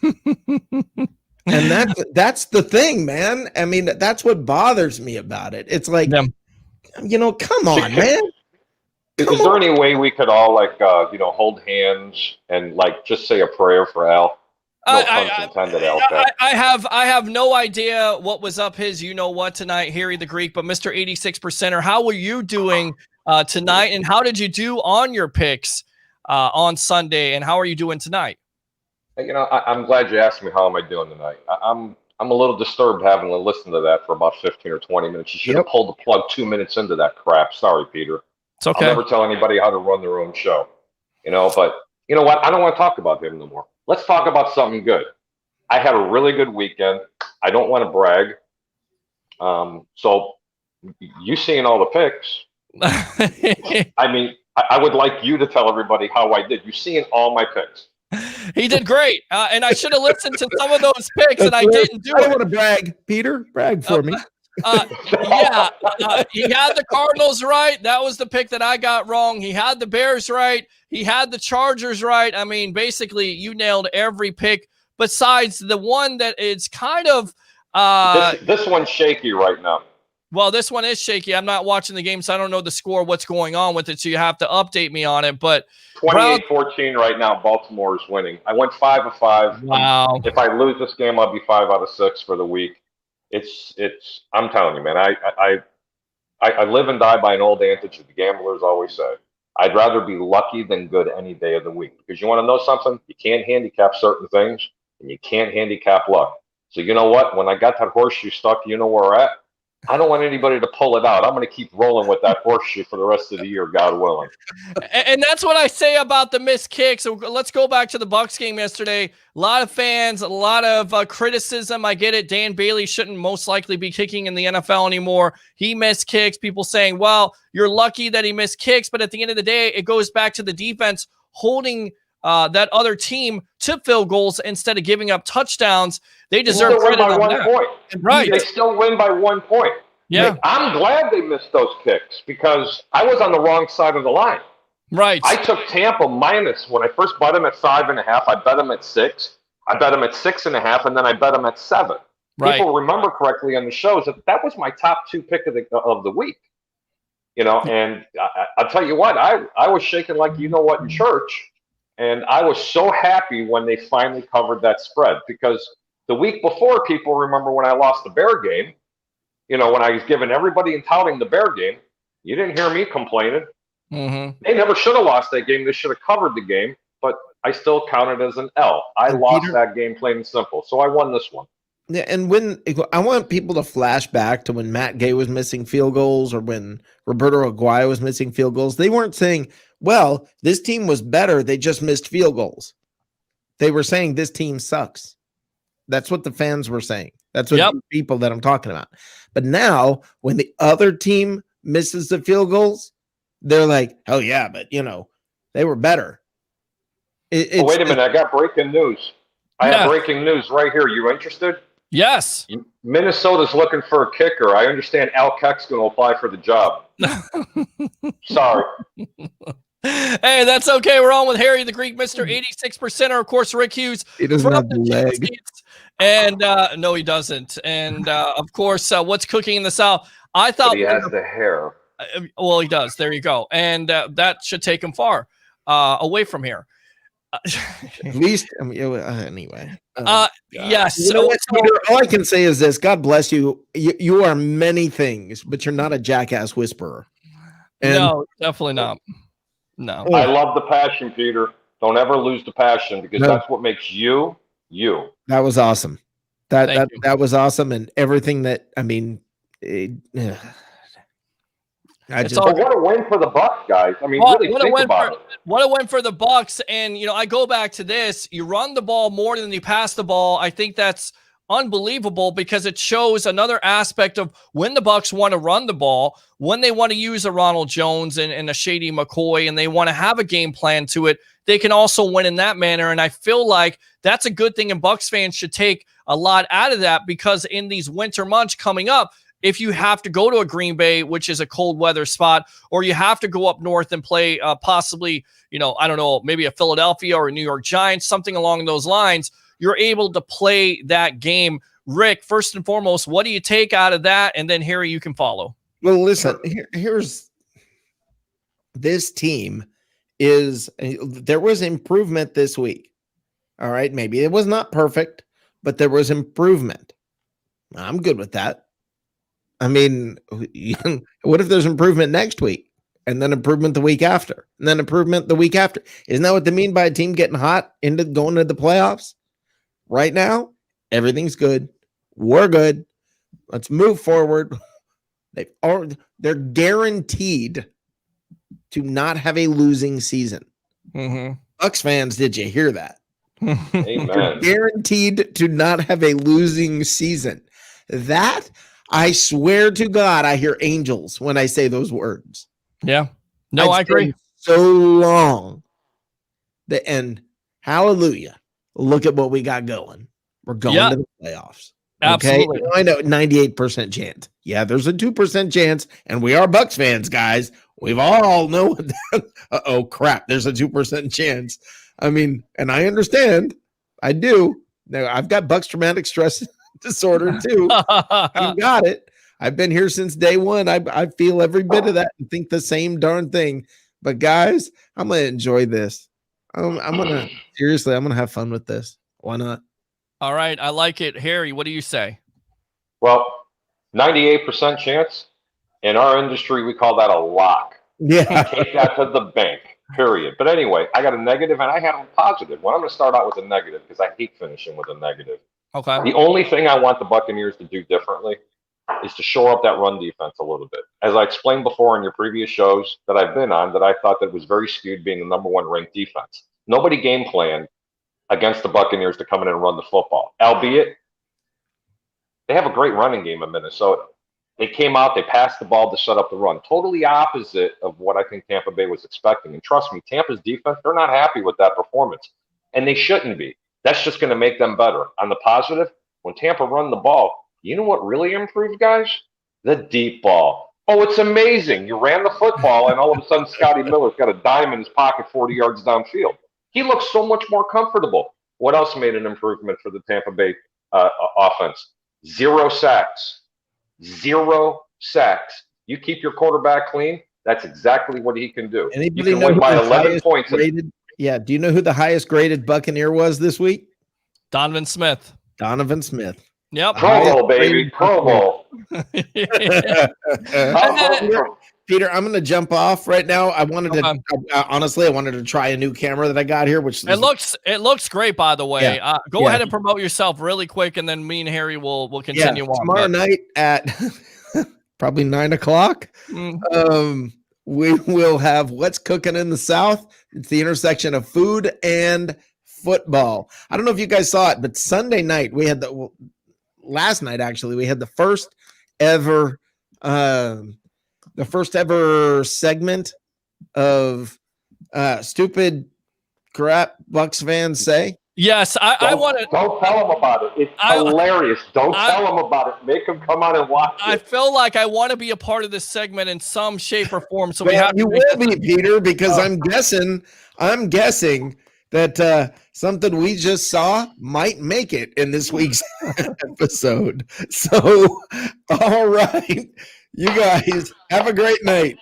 All right, there you go. Rick Hughes from the Cheap Seats. Of course, What's Cooking in the South will be on tomorrow night, most likely at 9:00 on here. Rick look 10 years younger with his new camera. I'm telling you, man, that looks. I'm serious. It looks really good. It looks really good. I mean, I still favor my camera, the 4K, but that's a damn good camera. That looks good. That looks. I got too much sun yesterday, man. That was hot out there at the deck. Whew. But that was nice though. It was. It's good to get some color. Now, you talk about no giving up, no sacks out of this game. That was impressive. The penalty situation also. The Bucs were really good at the penalty situation, right? Yeah, it was extraordinary. They played a really good, listen, I was hoping for, you remember before the game, it wasn't even on air, and I said, I hope this is not a sexy game. I want to see him smash the football. Brady's probably going to pass for a couple hundred yards. I said about 3 TDs. He didn't even get that. And they're going to win the ball game because they don't have to have that risk it, no biscuit, whatever Ray says and everybody does. They didn't need that. They needed to go back to old-fashioned football and play defense. And you know what? Both their star wide receivers from Minnesota combined for a total of 76 yards. That's doing a job. Yeah, that really is doing a job. You're exactly really right. It was, especially with the bye week and then the week that these young corners had versus the Kansas City Chiefs. I thought Carlton Davis played well. Sean Murphy bunting. I want to go back to these comments from Bruce Arians with his press conference on the decision to go away from Leonard Fournette. He says, I love Leonard, Arians told the reporters. I think he's a heck of a kid and a great player. We just wanted to get Shady back involved. He's fresh. He showed it today. He made it all pay off for me. I took the risk and made it pay off. He made the best of his opportunity, but it's nothing against Leonard. Do you believe those comments? Because, again, I like Leonard Fournette. Don't get me wrong, but I think he's been very disappointing this year. And I think most likely the reason is either he doesn't fit in this offense or he's a running back you have to continue to give volume to. And when you don't necessarily give him the volume, then he's not necessarily in the game. So are you believing Bruce Arians, or do you think there could be a rip between them and they're disappointed in his play and that going forward they're going to go with a Rojo and a Shady McCoy? I think I don't think they're enamored with Leonard Fournette. They brought him in because they thought he could pass protect and he can pass catch and everything. It just hasn't really panned out. And unlike certain people that you've had guests on your show, I'm going to admit something here, because way back in the beginning part of the season on Cup of Ray, numerous times on Rick's show, that I said by week 6 that Leonard Fournette was going to be the starting tailback for the Tampa Bay Buccaneers. I was wrong. He's not as good as Rojo. Okay. Does Rojo catch a ton of passes? No, but they don't throw him a lot of passes either, and they're going to shore that up a little bit. Ronald Jones is a 3-down back. He's one of the premier backs. I didn't say the best. He's one of the premier backs in the National Football League. But the experiment with Fournette, it needs to be done. They got him on a cheap deal. He was serviceable, but I think they're going to be fine with Rojo and limited opportunities for the other running back, LaShawn McCoy. You know, McCoy doesn't, they're starting to play him a little bit. He's got a lot of mileage on the wheels. Let's not forget that. But he still has a lot in the tank. But let's not compare the two guys. Come on. I mean, back in the day, I'd say Shady McCoy might have been a better running back because of his catching ability. Sure. But now, the both of them together, no. And anybody who would tell you that he is better than Rojo, they don't know football. And I'm sorry, I don't mean to sound so, cocky when I say that, but the facts are facts. I can tell you what I see on TV. I can tell you when I'm breaking down game tape. I watched the Buck game again, not once, but twice, because I'm trying to handicap for next week's games. By the way, that line coming up is -5. You better jump on it because that line's going to go to 7 and 8 by the end of the week. That is my top pick of the week again. Lay the points in the 5, but don't wait to the end of the week because that line's going to be too much. And you know what? Tampa's not going to have to win sexy either. They're going to do it the same way they did it this week. Not by getting lucky and someone missing 3 field goals. By running the football, by passing efficiently, and not showing your opposition for the next team or the playoffs to see too much tape on you. You're not going to see anything flashy from here to the end of the year, Peter. You're not. You're going to see smash mouth football because they're not going to give any game tape to the NFC East, who's Tampa's going to probably end up in the 5 seed, and they're going to have to go visit the Washington football team. That's it. And they're not going to give too much up on their offense. And they're playing it really smart. Really smart. And they're going to have a lot of momentum going back into the playoffs. I know I can get very loquacious at times and I can just keep over speaking, but it's really fun to be a Bucs fan. And I'm telling you, man, they're 8-5. People need to get super excited. Right. I know they're 8-5. And you're basically guaranteed a winning season. And then on top of it, I missed this. And I came in with it, but Tom Brady has 30 touchdowns and 11 interceptions.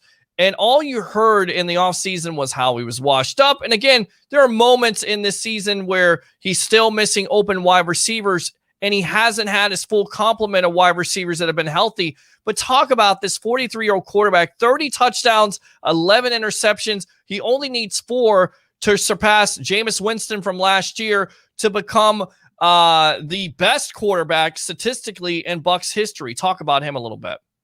Well, at least I'm proud to say that he's not part of the exclusivity club or the exclusive club that Jameis Winston had, the 30-30 club. I don't care if he breaks Winston's record. I care about them making the playoffs. I don't care if Tom Brady threw for 20 touchdowns this year and they make it deep in the playoffs in a possible Super Bowl run. Stats mean nothing to me. But he's going to break that. I mean, give me a break. How many does he need? 3 or 4 more touchdowns? Yeah, he needs 4 more touchdowns. 4 more touchdowns because Jameis Winston had 33. So, yeah, if he gets 4 more touchdowns, statistically, he is the greatest Buccaneer quarterback in their history, which is amazing. Yeah, I'll lay odds that he'll break that record. I'm going to tell you what right now. He's going to have 6 touchdowns in the next 3 games. Bet on it. Yeah, I wish I could find that line. Well, I tell you right now, the Bucs definitely have an opportunity here to put up some points versus a Falcon defense that's been all out of sorts. And once again, yesterday they blow a lead versus the Chargers. I mean, you really can't put your finger on it. Well, you can. It's just they're not good, and especially in that secondary, they're very young. So once again, if this Bucs offensive line can give Brady the time that he had yesterday versus the Vikings, you would feel like that this offense can really put up some points this week, even though with the approach of maybe not showing the teams out there what they're doing, you would feel like this is a grand opportunity for Brady and company to really put up some points, right? Absolutely. And, this Atlanta defense that they're going to be facing is it's not even as good as what they just faced with Minnesota. And Minnesota's really not that good at all. That's why I'm saying they're just not going to have to really do too much. They're going to try to get through the rest of the season without having any significant injuries to key position players, especially your quarterback. The offensive line is just blocking unbelievable right now. The running game is right there as long as they continue to You know what? I'm still not happy with the running game. I mean, let's face it. I wanted to see Rojo get the ball 25 times yesterday. Yeah. Because if they did, you're going to take another 7 points off the opposing team because that means they held the ball on for that much longer. I don't care if Brady threw for 15 times in the game. Run the football. If you're gaining yards on it, trust me, you're just being like, it's like mowing your lawn. Everything just keeps moving forward. Yeah. But they're going to score a lot of points, Peter, this week. I really do, and I think a lot of it's going to come on the ground. You get that ground game going. Oof. It's scary, and the average carries for Ronald Jones is 13 in wins and 11 in losses. So it's like he's averaging 13 carries a game. Think about that for a minute. If you could give it to him for 15, if you give it to him for 20, 25 carries, once again, that takes the pressure off your offense. And that's what I love about the game plan yesterday. 26 runs, 23 passes, best run differential there. Balance to the offense. I love that. And I think that's where the bread and butter is for this Bucs team going forward. Can you name a game this year that they ran more than they passed? I cannot. I mean, I think they tried to do that versus Carolina, but I still think they passed the ball 38 or 39 times. So no, I can't think of a time where they did that. And look what happened when they did it. They won. Yeah, but I mean, they're going to be more balanced. And that's all I'm going to say on that. The defensive side of the ball, the corners and safeties played way better in this past game. As we alluded to when we were talking on the pregame show, I said they're going to be just fine back there because they're going to play a lot of that zone. And they're going to nullify Jefferson and Thielen in that game. You know, the only thing that they were missing was just completely stopping in that running game because it could have been a complete disaster for the Minnesota Vikings in that game. I so look forward to what's going to happen this week in Atlanta. I really, really can't wait to watch the game. I can't either. I can't wait to watch the game. Julio Jones may not necessarily be 100%. I don't think there's ever a time where Julio Jones this year has been 100%. But, you know, if he is, if he's not 100%, then the Bucs get a break. Even if he plays in this game, I feel like you have to have confidence with this young secondary and this defense. Once again, getting after it. Everybody talks about the yards that they gave up to Dalvin Cook, but still 6 sacks, 1 interception, JPP right on the spot. Talk about what you saw with this defensive line yesterday, and then I'll get you out of here, buddy. I think the pass protection was really, I think the pass rush was doing very well against them. I mean, obviously, when you get 6 sacks, you're doing something right. I also noticed they didn't blitz as much. Now, I could be wrong even after watching those games. The only thing that I thought that gave them a little bit of fits is they were kind of on their heels a little bit. There was no issue with them going after the quarterback, but they were getting gouged up the middle or gouged on the sides, you know, off the edges, you know, with their with Minnesota's running game. You know, they're going to shore that up a little bit, and it could have been worse because if Tampa had blitzed more on defense, I think they would have got torched really bad. Personally, they had the perfect game plan defensively against the Vikings. They just need to tackle a little bit better, and they need to go ahead and play against the run a little bit better. They're going to be fine. This was arguably top 2, top 3 running backs in all of football that they faced. Yeah, you're exactly right. And they're a mediocre offense for Minnesota as far as their line is concerned. That's what bothers me was the front 4. JPP, what else can I say about the guy? He's a stud. How old is he, 50? And he's still playing football, for Christ's sakes. And he's playing with a half a hand. Yeah. Okay, I mean, it's just unbelievable. Some of the things that these athletes do just make you sit back and go, how? I mean, it's just a freak of nature. I mean, what's the average running back's longevity in football? 3-4 years? Yeah, usually about 3 to 4 years, depending on, you know, how many carries they get in those 3 or 4 years. I mean, what Frank Gore is doing is amazing with his longevity. And of course, Adrian Peterson, I always say the guy should be tested because he continues to play at somewhat of a high level, scoring touchdowns and still running with authority. So very few and far between you see players like a Peterson or a Gore. Once running backs get those miles on those tires, eventually they do wear out and they're out of the league. So you're exactly right. Absolutely. Right. I think Cleveland scored. They're only down by 8. And guess what, Peter? Yes. They have the ball backed up in the third quarter, 4 minutes on their own 10-yard line, but it's first down. They still have a chance, and I have a chance to cover still. All right, my friend. Well, we'll see what happens. Let's read these comments, and then we'll get you out of here for the night. Thanks a lot for your time, Harry the Greek. Here, Anytime. Mr. 86%er.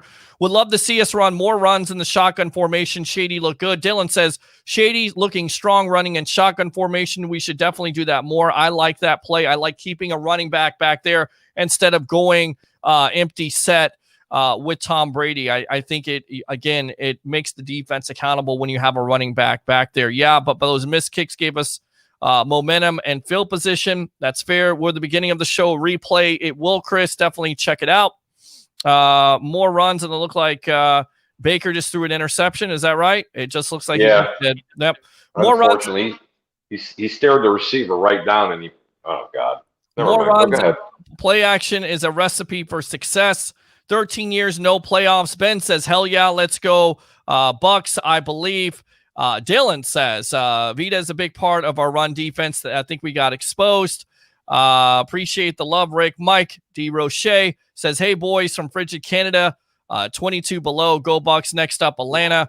Warning, extremely popular opinion. Get Harry his own show. I absolutely agree. This guy, welcome to the Bucs Report family. He absolutely brings in a short period of time. He definitely knows what the hell he's talking about. 86%. And if you're not taking his advice, that's on you, honestly. Josh Rosen looks like Baltimore just scored. Was that Mr. Dobbins? I believe it was, who's on my fantasy team. Do you care about my fantasy team? Yes, you do. You know why? Because I made you care about my fantasy team. 4 more touchdowns. TB12 is 3 games. Very makeable. Mike D. Roche again. Rojo broke his pinky, and then Guy. Which hand? Hold on. Which hand? Well, I don't know. That's important, right? I didn't hear about the pinky breaking the pinky, but that could be. Yeah, I mean, if it's of course, where he holds the ball, then that's important because he may not be able to cradle the ball, and it looks like I don't know what the hell happened there. It looks like the Browns just blocked the extra point.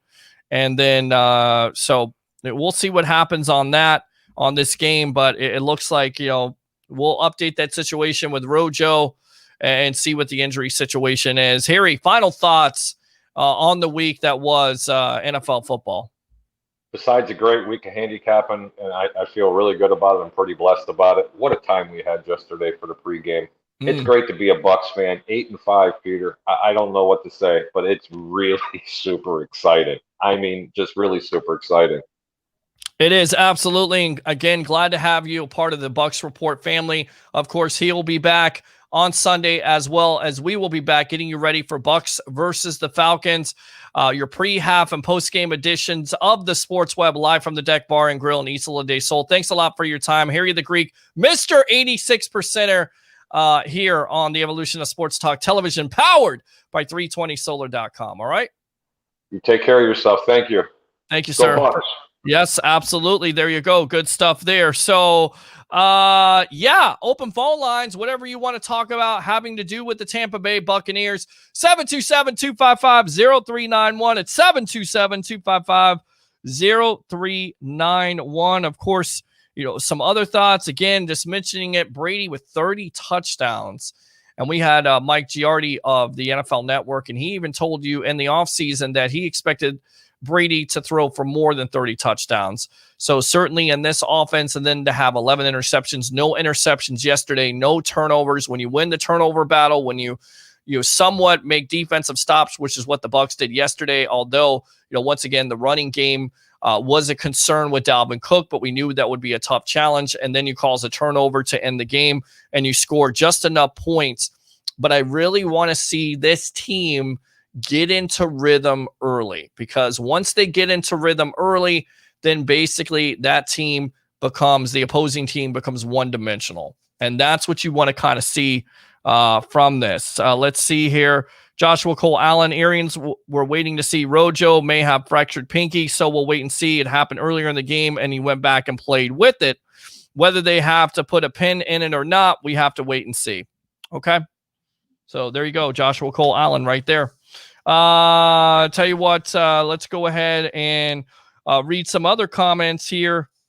Basically, looking at this at this point, Bruce Arians said after the game, the game plan against Minnesota was engineered to run the ball more. I think yes and no.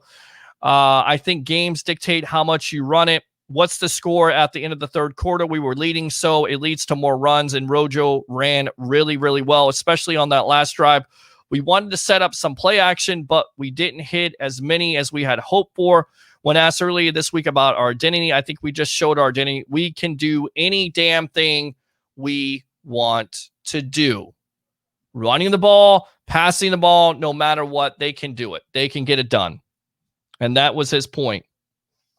And even he said, that's crediting in the long score. Oh, yeah, no doubt. Again, we just missed a couple third downs early, but that was a huge touchdown. I think getting a stop and then it changed all the momentum on our sideline. Of course, he's talking about the 48-yard touchdown to Scotty Miller.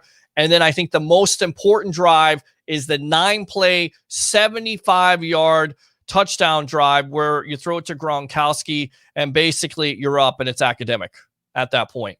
It's 23-6, not 24-6 because Suckup finally missed an extra point. That was important to come out, especially with the way they played in that first quarter. And I think there's a lot of Bucs fans that were freaking out about it. And of course, they have 3 more games to take care of business. They have the Atlanta Falcons on Sunday. It's a 4-9 football team. Okay, I get it. Everybody's scared of the Falcons because the Falcons give the Bucs troubles. It's a 4-9 football team. Period.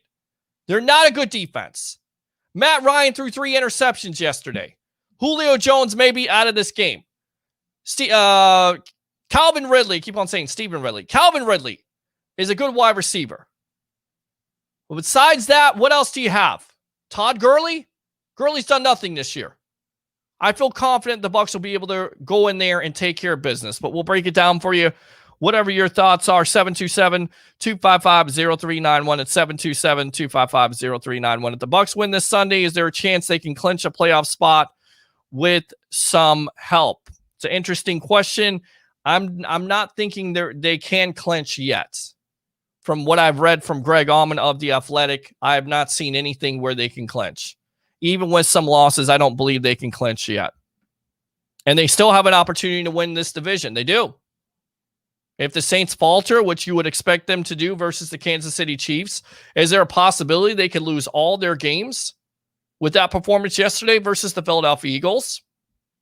Is it possible? Yes, it is possible. The Bucs win out, Saints lose out, Bucs win. Bucs win the division. How about that?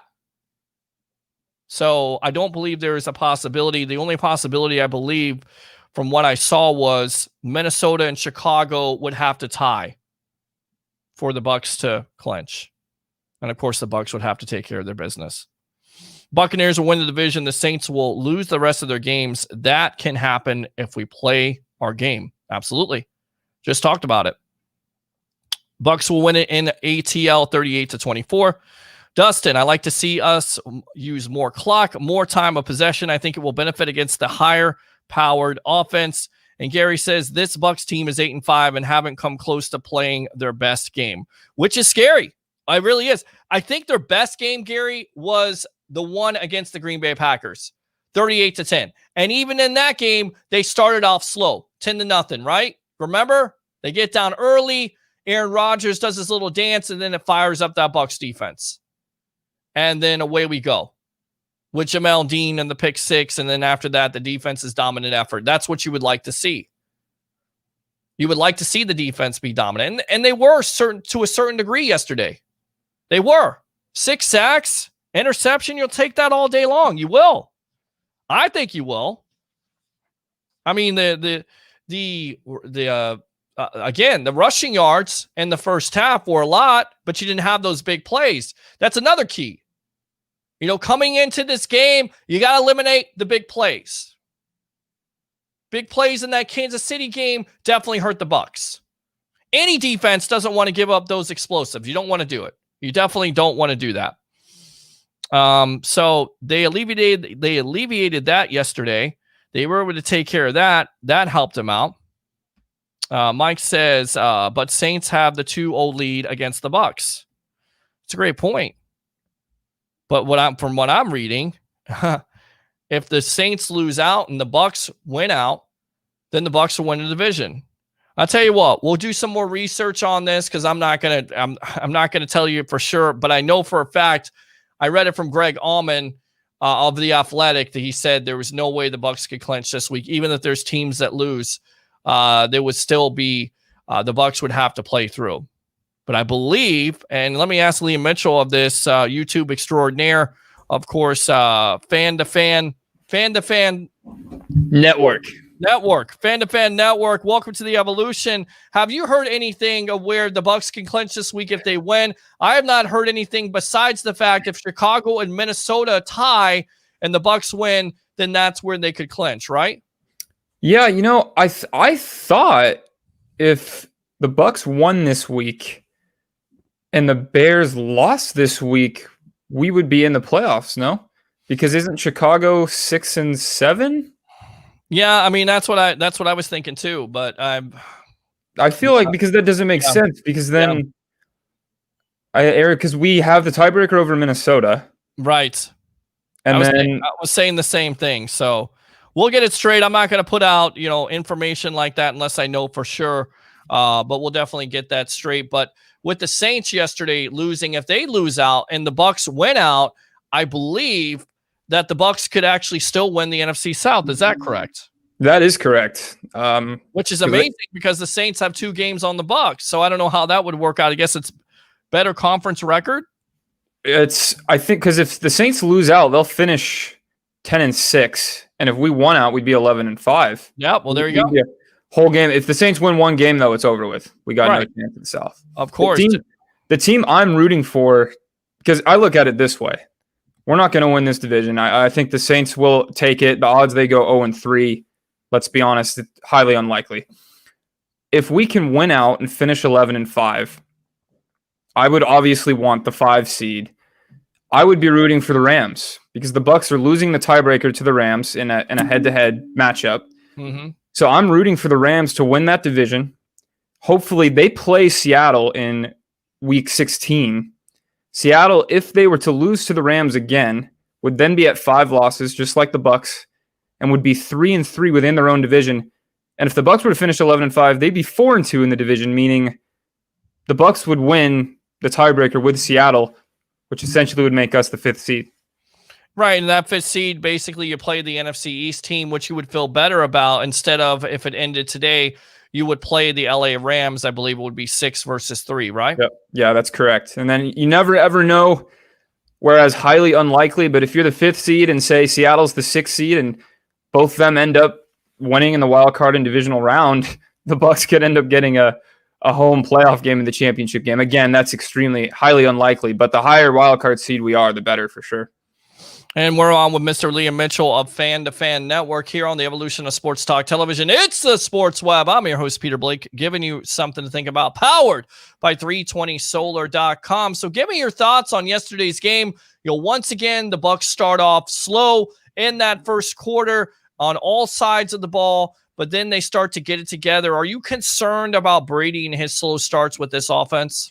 Yeah, I think it's no secret that wasn't the most overly impressive win yesterday. They did exactly what I hoped they didn't by getting off to a slow start. They could have easily been down 10-0 early, but thankfully I'll be sending Dan Bailey a Christmas card for his fantastic performance yesterday. But it is a bit concerning, a little. I thought the defense played okay. They kind of played that bend but no don't break defense. They obviously Minnesota really controlled the clock, and we were having a hard time coming up and making tackles. And in the run game, Minnesota was really controlling the line of scrimmage. But when it came down to it, in most situations, the Bucs were able to get big time sacks, 6 yesterday, and force those field goals by the Vikings. So, you know what? I'm gonna be happy with the win, though. I'm gonna be happy with 8-5, and we'll look forward, move forward, and I just really hope this team can start faster, because then you can really establish that game plan that you want to run. And it's just like week in and week out, this team just starts slow, even in all the wins. I mean, the Green Bay game we were down 10-0. The Raider game we were down 7-0. The Giants game we were down 14-3. This week it could have easily been 10-0 had it not been for Bailey's misses. This team needs to start faster. Then you can start establishing the run. You can start doing the things you want to do. It's those kind of things. You hope to see it moving forward. Talking about the run, how surprised were you yesterday of that game plan? I mean, the victim of volume and a Ronald Jones, 18 carries for 80 yards, 1 touchdown. You had Shady McCoy. They ran the ball 26 times compared to 23 passing. I think that's the first time this year they ran the ball more than they passed it, and it seemed effective. How surprised were you by that game plan by the Bucs? I was pretty surprised, and I was happy to see it. I think they wanted to come out and run this week, and they did that. Rojo looked good, as always, 80 yards, 4.4 yards per carry. I hope that continues. I want to see him get the ball. Hopefully, the Bucs are on the field for more than, I think, we were on the field for 18 minutes of that game. We really got killed in time of possession, but we still put up 26 points. So, Rojo's been a great back this year. It looks like he's going to reach that 1,000-yard mark. And, hopefully he just carries this the rest of the season and into the playoffs. Yeah, no, you're exactly right. And I feel like, Jones only 900 yards, only 100 yards away from 1,000.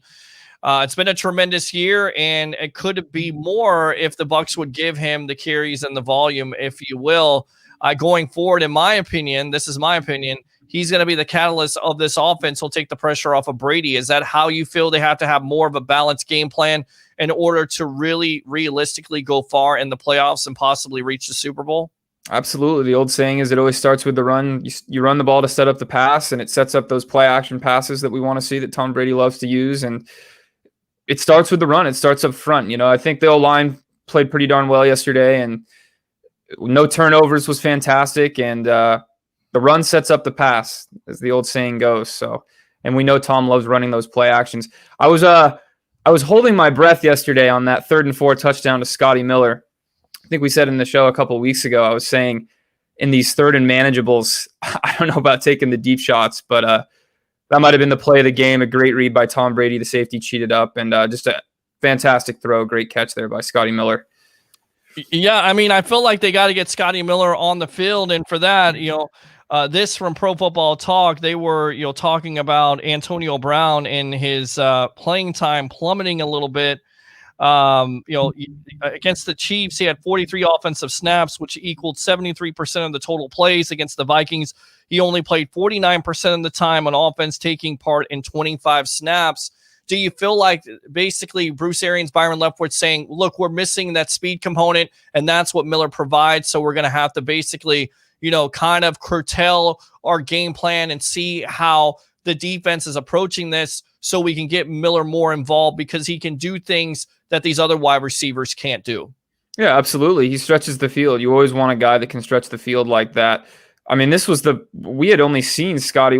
Scotty had maybe 3 or 4 catches over the past month. So it was good to see him get involved in the offense again. When you have that guy to stretch the field, it opens up more opportunities for the guys underneath like Chris Godwin and Mike Evans. So I'm sure they saw something and they went with it. Talk about this defense a little bit. JPP with a big play to end the game. He was all over the place. Of course, Shaq Barrett all over the place. And Ndamukong Suh, he was really impressive and could have had more sacks than he had on the stat sheet. Let Cousins get out of the pocket a little bit. But, this defensive line yesterday, very dominant, 6 sacks, and, of course, the 1 interception. Talk about them a little bit. Talk about this defense overall, especially with the effort that they had to show coming out of that Kansas City game and getting burnt on so many big-time plays. Yeah, man, I really liked it. I love to see them just step up and get those 6 sacks. I thought Shaq Barrett had possibly his best game of the year, coming up with a couple sacks. JPP, in my opinion, should be in the Pro Bowl this year. He's having a fantastic year. He's been getting his hands on the ball a lot lately. So I hope we can keep that going. Antoine Winfield, I thought, had a good day. Take away the tackles, the missed tackles on the day. Was a bit rough, coming off the bye, a bit rusty, and them being able to control the clock. But we bent but didn't break, and Carlton Davis had a pretty good day. Those 2 receivers didn't destroy us, caught a few balls here and there, but overall, I thought the defense had a pretty good day, and I'd give the MVP of the defense probably to Shaq Barrett, Sue, and JPP. Those guys up front were getting the pressure on them all day, forcing field goals. Yeah, absolutely. That's what a lot of people say. Well, Dan Bailey missed all those field goals. Yeah, but the defense had to hold them to the field goals. You're not giving up touchdowns. And then the back end for me, Carlton Davis and, of course, Sean Murphy Bunting, and even being without Jamel Dean, holding those two wide receivers at bay. How impressive was that effort for you yesterday? It was really impressive. I said coming into the game that we'd be able to stop Dalvin Cook. Dalvin ended up actually having a little bit more yards than I would have thought he would. He was the first running back, I think, to have over 100 yards against the Bucs in 21 games. But still, these corners I thought had a really good game yesterday against arguably one of the top receiving tandems in the NFL. The Vikings had the third-ranked offense coming into this game, and the Bucs held them to 14 points. So you love to see it. Again, I know Dan Bailey missed those kicks, but still, I thought it was a great defensive effort by the defensive backs. And again, man, Antoine Winfield Jr., it's great seeing him in the backfield. If only we could have picked up that ball and ran it back to the house, that would have been pretty awesome. Levante almost had it, but unfortunately, Kirk fell back on top of it. Yeah, and Todd Bowles, he's worked, with I'm trying to think of Jamal Adams on how he blitzes safety. And look, Adams necessarily isn't that great in coverage. I don't think Winfield is great. I think he's getting better. Is that what you see of how Bowles is using an Antoine Winfield Jr., much like an Adams? I do. Much like a Jamal Adams and much like a guy we had last year that Bowles and Arians had in Arizona, Deone Buchanan. Kind of like a box safety type guy. He's Jordan Whitehead too. Both of them really. I think that's just the style of defense that Todd Bowles likes to run, and I think it fits Antoine Winfield Jr. pretty well. I know it's a different. I know Rondé played a different position, playing the nickel corner position, but it's still he reminds me. I've always said of like a mini Rondé Barber. The stuff he can do in the box and in the slot. All right, and we got Liam Mitchell on of Fan to Fan Network. Go ahead and tell everybody out there what you do and tell them where they can find it. Yeah, guys, come check me out at Bucs Archive with Liam Mitchell on YouTube. Post all kinds of stuff on there. A lot of historical videos, player highlights. I do pregame game reviews, preview shows, and then I'm also over the Fan to Fan Network. I'm the Bucs YouTube representative over there, where we do a bunch of live streams on Twitch, YouTube, and then you can come check guests out at the website on fantofannetwork.com. But yes, please come check out the YouTube page. The end of, this year it might be a little later because I'm hoping we're in the playoffs this year, but at the end of the season, I'm going to be posting highlight videos of probably just about every single player on the team. So I want an intro video, and I'm still waiting for that victim of volume video for Ronald Jones. I'm still waiting for it because I'm such a fanboy at this point, which is what I've been called tonight. Again, he gives you the best opportunity to win. That doesn't make you a fanboy. That makes you a realist. So let me go out to on the pass interference on the final play before halftime. I was hoping BA would have gone for it at the 1 yard line. Your thoughts? I think you're damned if you do, damned if you don't here, Liam, because if you go for it and you get stuck, then basically you don't get any points. And everybody's saying, well, why didn't you take the points in the first place? And we know the no risk it, no biscuit. So at the end of the day, you're okay with taking that field goal with getting that unexpected on time down, right? Yeah, in that situation, I thought we were pretty darn lucky to be on the 1 yard line anyway. So take the points. Take the points, go into half with 17 unanswered. Don't try and blow any momentum there right at the end of the half. It is one of those situations where if they did go for it and pay off, it would have looked like a genius move. But I think at the end of the day, it was probably the smartest move. I don't know what the analytics are on that. I have a couple friends who are big analytics guys, but I liked the decision. Take the points. I thought we were pretty lucky to be on the 1 yard line in that situation anyway. 17-6 at the half. Yeah, because refs usually don't call, that pass interference penalty on a Hail Mary, but they did call it, and it was the right call. And for me, you got to take the points because you struggled in that first half. You don't want to give the Vikings momentum. You're going to get the ball anyway coming out, and that's exactly what the Bucs did. They took the points, which Ryan Suckup, besides the missed extra point yesterday, has been really solid. Of course, when it comes down to it, you need a big-time field goal.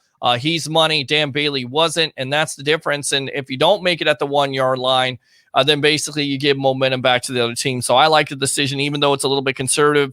At the end of the day, your offense is somewhat struggling. You need points. Smart decision by that coaching staff. Running the ball and playing defense wins in December in January. That's what I've been kind of saying all along, and that's what you have to be impressed with the idea of, well, the Bucs are just a one-dimensional team, and they have been in some of these losses just one-dimensional, but now they show a different aspect where they can run the ball and they don't necessarily have to pass the ball. Basically, Tom Brady, in some cases yesterday, was somewhat of a game manager, right?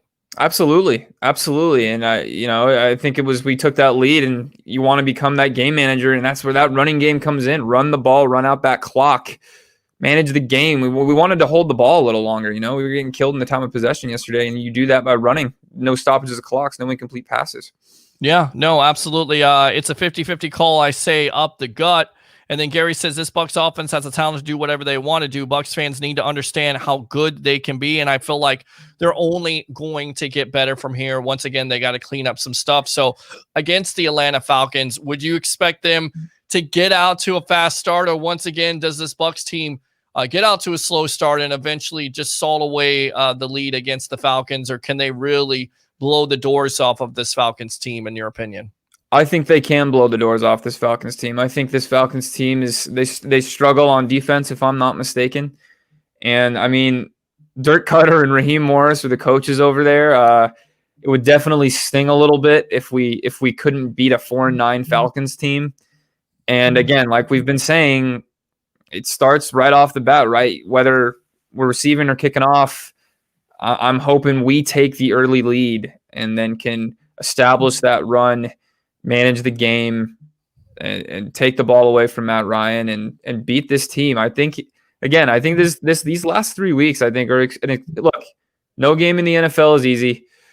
This is the National Football League, but this is a very favorable 3-game stretch. And compared to the 8-5 mark that we had in 2010, compared to the 8-5 mark that we had in 2016, this is absolute. And just even if there wasn't a 7 seed, this is absolutely the most confident I've been in making the playoffs. Yeah, absolutely making the playoffs. Highly talented team on both sides of the ball, and knock on wood, finally your kicking situation seems like it's solved. Liam Mitchell, Fan to Fan Network. Once again, go ahead and promote yourself, and we'll get you out of here on the Evolution. All right. All right. Yeah, guys, please come check me out on YouTube at Bucs Archive with Liam Mitchell. You will see all kinds of highlight videos there. Players, old, current, and old. It's a lot. I'll have a lot of fun over there. Do a lot of preview videos, recap videos. I'll have a recap video for the Bucs Vikings game coming out tomorrow. And then come check me out on the fan2fannetwork.com. I'm the Bucs YouTube representative over there. We got one from just about every NFL team. We live stream on Twitch, YouTube, and you can check us out on the site at fan2fannetwork.com. All right, Liam Mitchell, thanks a lot for your time here on the Sports Web, the evolution of sports talk television, powered by 320solar.com. All right. Thanks a lot, Peter. Let's get to 9-5 next week. Go Bucs. Absolutely. Go Bucs. There you go. Good stuff, Liam Mitchell. Let me read the rest of these comments, and then we will get out of here for the night. I've had enough. It's not you guys. I've just had enough. That's it. And I kind of want to watch this game. Let's see. So we've read that comment there. Let's see. Harry says Cleveland scored down by 6 now. Backup quarterback in for Baltimore. Wow. So Lamar Jackson out of this game. Any news on what the attendance will be for the Super Bowl when the Bucs will be the host? Let's go. No. Nothing of any consequence that I've heard has been reported. Still, it looks like the NFL is looking at, having reduced attendance, but who knows at this point with the pandemic. Things may change. Everything may change. But here's one thing that's not going to change here. Tune in to Bucs Report on Monday, Wednesday, and Friday nights. And, of course, for your pre-half and post-game editions of the evolution of sports talk television, the Sports Web, powered by 320solar.com. And join that 67,000 following we have here on Facebook. Of course, live on Facebook, YouTube, Twitter, and that Bucs Report Twitch channel. Do 3 things for me on this Monday night. Bring your passion, bring your excitement. Just don't bring any nonsense. I'm your host, Peter Blake. Have a good night.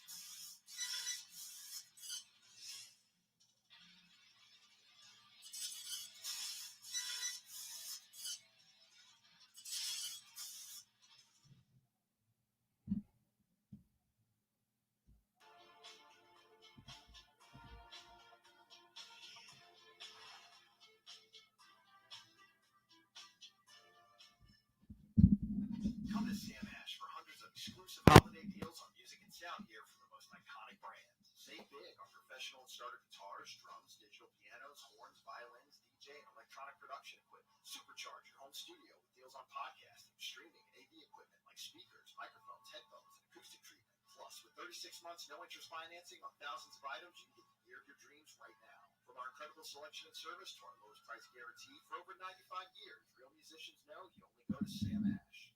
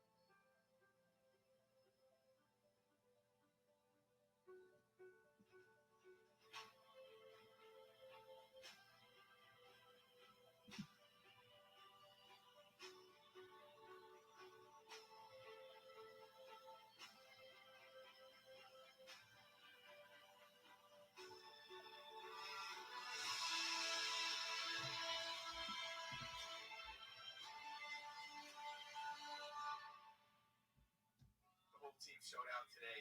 December football is 80 degrees. Atlanta is up next. Let's go.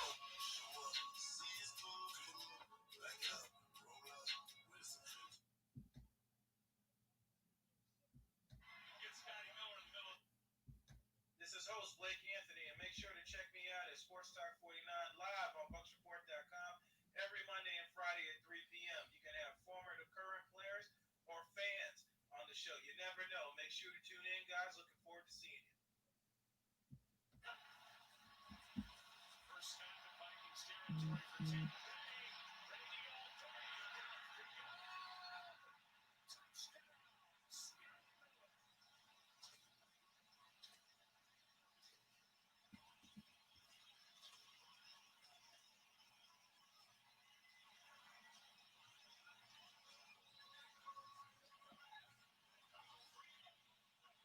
Safety back here. He cheats on it. They're going to run a dig route out here. The post is going to come in behind it.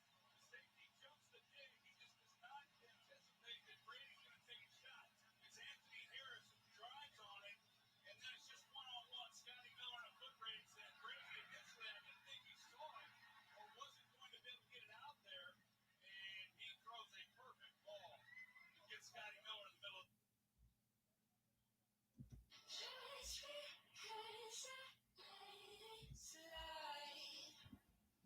Doesn't mean it isn't falling on my heart.